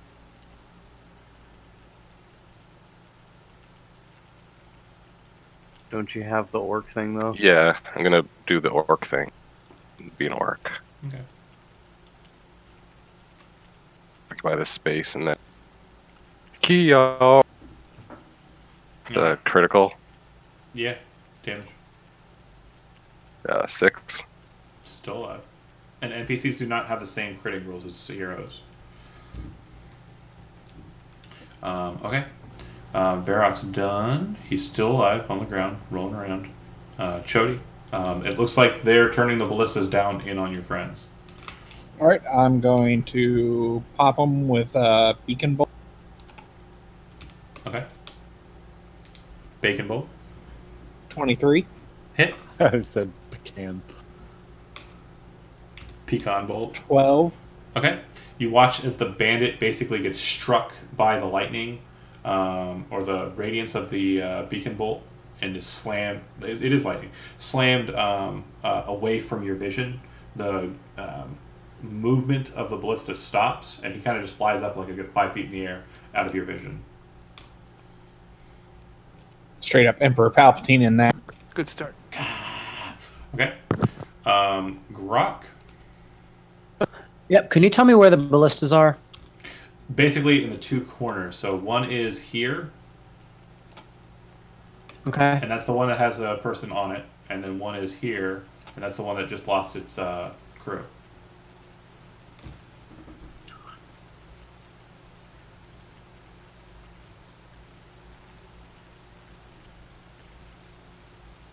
It's about 60 feet up.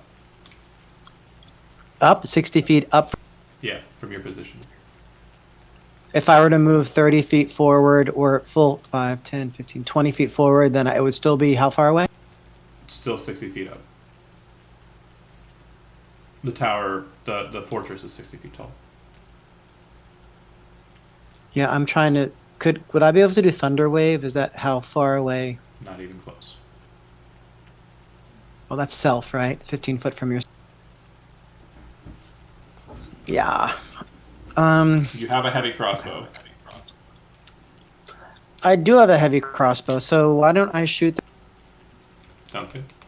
So I'm just gonna. I'm not trained in it. Yep. I'm not even proficient in it, but I'm just gonna do it out of my. Okay. Covering fire.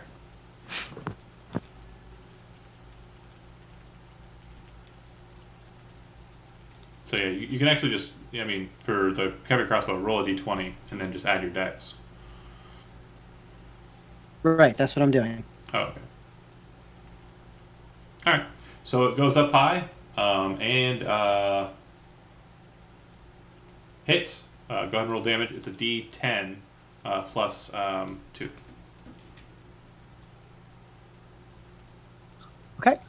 You see it hit him in the chest, and he kind of ah, but then he kind of angrily starts moving the ballista command or controls even harder. Doesn't seem to be changing the speed, but yeah. And I'm not sure what I did, but my token seems to be. Oh, weird.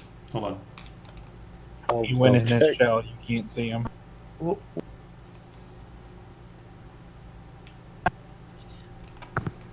So might Andy have, fired on a second ballista. why do I have 2 Gondars now? You just dropped that second one in there. I meant to drop a Grok. Oh, they're very similar. Yeah, they both have a G. Just Could be underneath. brothers. Yep. So Might I as was well right do here. it. So what I want to do is move back then and out of the way. Okay. That works. So before Gondar goes, actually, yeah, it's right after Grokken, before Gondar, the bandits go. It will go to the guy on the ground. I'm going to move your elk here for a second. He's going to shift up and out from underneath the elk. This is going to provoke 2 opportunity attacks. But it's really the only way he can go. So Raya and Gondar. 22. Yeah, get stabbed, dog. Get stabbed. Yep. Yeah, get him, bro. Yeah, get him, boys. Good, stab it. I'm 15 watching, I'm total. watching from the window. Like trying to get up, we're just like prison shanking him. Oh, that guy's getting fucked up. So as he kind of like gets to the statue with a bunch of wounds on him, you watch as his body kind of goes limp as he holds onto the statue, and you're like, got him.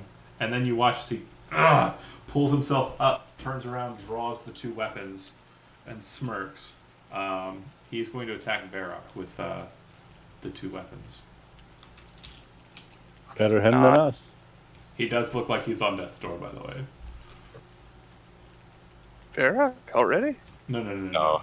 The bandit. Oh, the guy. Okay. Varrock does have a surprising little amount of HP. I have a Would surprise sneak trigger off of those, John? Oh, what? No, you already The used your sneaky- sneaks from the last turn.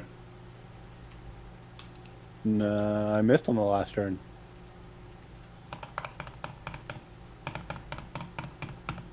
He would have been standing, and he would have been adjacent to an ally. Yeah, that would proc the sneak attack. Go ahead and roll your d6. Yippee. 3.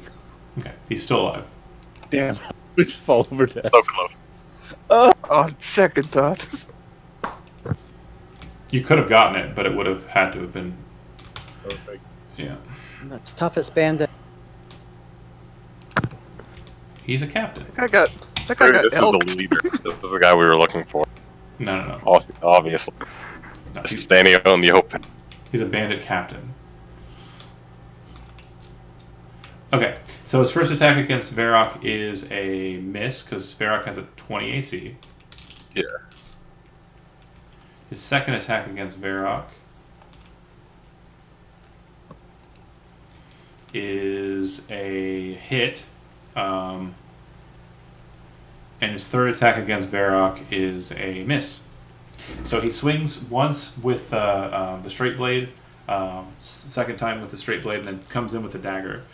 One cut gets across Varrock's cheek, and he deals 6 points of damage to Varrock. Jeez, that's a lot of damage.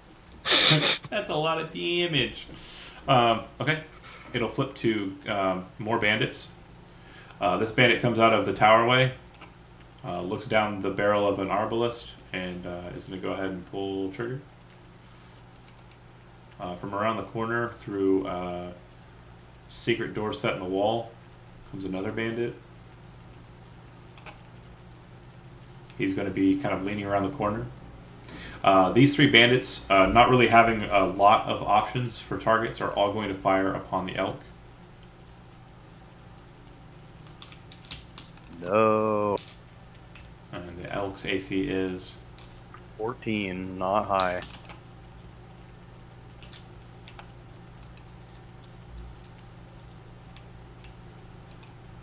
one second here.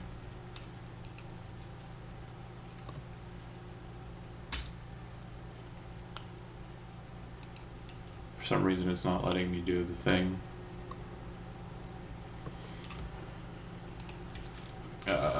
Okay, so the first attack is a miss. Second attack is a hit. And the third attack is also a miss. So he will be taking 13 points of damage for the single shot. You watch as they kind of pull back on these crossbows with like kind of a mechanical kind of lever on it, and you can hear them kind of lock into place. When they ready them up, you hear a sound fire from it as the pneumatic tubes shrink down and loose the bolt straight at the elk. Two of them aren't very good at it. The one in the middle, who missed Grok last time, hit this time. Alright, now it's Gondar. Oh wait, sorry, one last thing. Thanks for being patient with me. Ooh.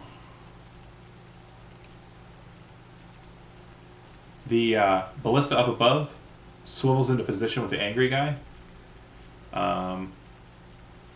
Who was I angry at? The guy who shot me with the crossbow, but I can't see him anymore. So I'm going to go for the biggest target. I shoot straight down into the elk. It hits. And the elk will take 23 points of damage. Oh my goodness. Jesus. It literally scratches him along the side with like the edge of the large arrowhead, and then impales the ground, creating kind of a post here. Elk. If only he had a name, I'd probably care more about him. But no, not Elk. Elk's a good You're name. not worthy enough to know his name. Yeah, you should have named him, because then I wouldn't have hit him for that much damage. It's coming, dude. It's coming. Elton John. Elton John. Elkin John. Elton Don't John. deserve to know his name yet. That's why you. Sorry, we'll save him with ninja skill. I hope, dude. It goes to Gondar's turn. What would you like to do? And yeah, you can move through the elk square, no problem. Yeah. I'm gonna run past this guy and just quickly stab him in the, because he's probably gonna die really. I hope so. Let's just make sure real quick. Yeah, he's super dead. Okay. I don't, So you kind of just power slide on your knees really quick underneath the elk as it kind of rears back from the shot, and slash out with your karambit, cutting this guy's like kneecap. He just kind of spins to the ground, back onto the statue, dead. And then Disembowel him. I'm gonna keep my momentum and just like run up to this crossbow guy and stab him with the sword breaker. Okay. 12 to hit. Hits. 7. He no sneak attack because I don't have a friend. Right. Or was he not expect? You kind of slash out with the karambit, kind of come in, and then wrap around the wall there, stabbing the guy in the chest with the sword breaker. It goes in quite a bit, and you look at him as his face behind the mask is like, ah! And you kind of twist it and then pull it free, tearing out bits and chunks with the prongs of the sword breaker, kind of looking at him like, oh yeah, it's over. He's bloodied. The other two kind of very quickly, elks don't matter. This dude with knives is important. But he's not dead. Oh, he's still alive. Oh, all right. Action surge. Nice. Got all kinds of tricks. Oh my god, this guy. You Wow. You spin the karambit in your fingers and then kind of bring it in at his neck. You hit, and you're pretty sure, like, you know, you're going to get a good wound here. But you don't realize how powerful and forceful the attack is from the surge of energy. And you watch as his head just flies off of his shoulders from the karambit strike just perfectly, like clean through, right off. An audible oops at Steve. Will you let me intimidate Oh, these guys? Just do like a quick yield You still- or die. Yeah, you still have...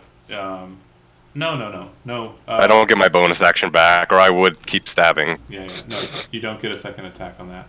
So no intimidation. Oh, okay. Well, yeah, I'm crazy, right? Functionally, they're scared, but they're not Blood frightened. rage. Okay. I'll just move into melee with this guy, so his crossbow won't be It effective. goes to the elk. The elk is scared.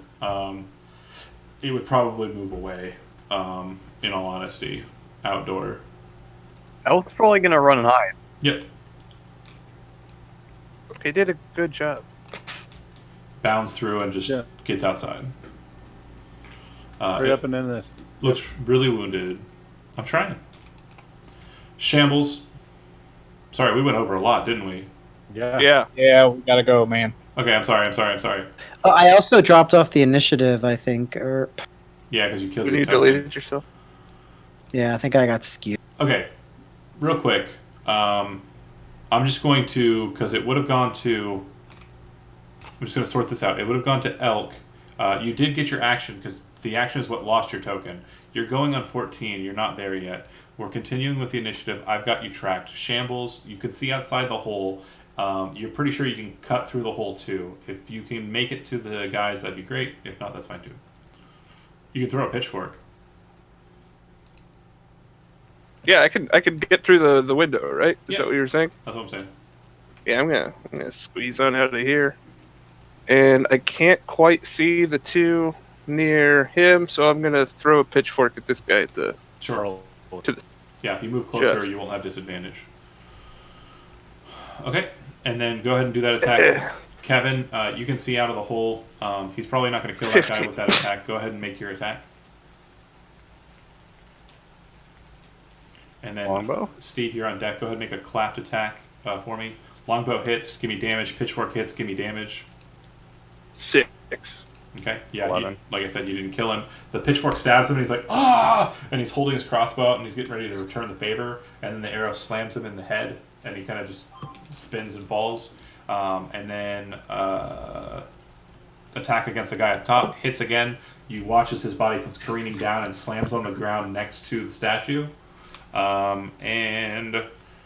Jeremy, you're within movement range to go. That guy to the south is dead, so you're going to the one to the north there because he just got shot and 24 to speared. hit.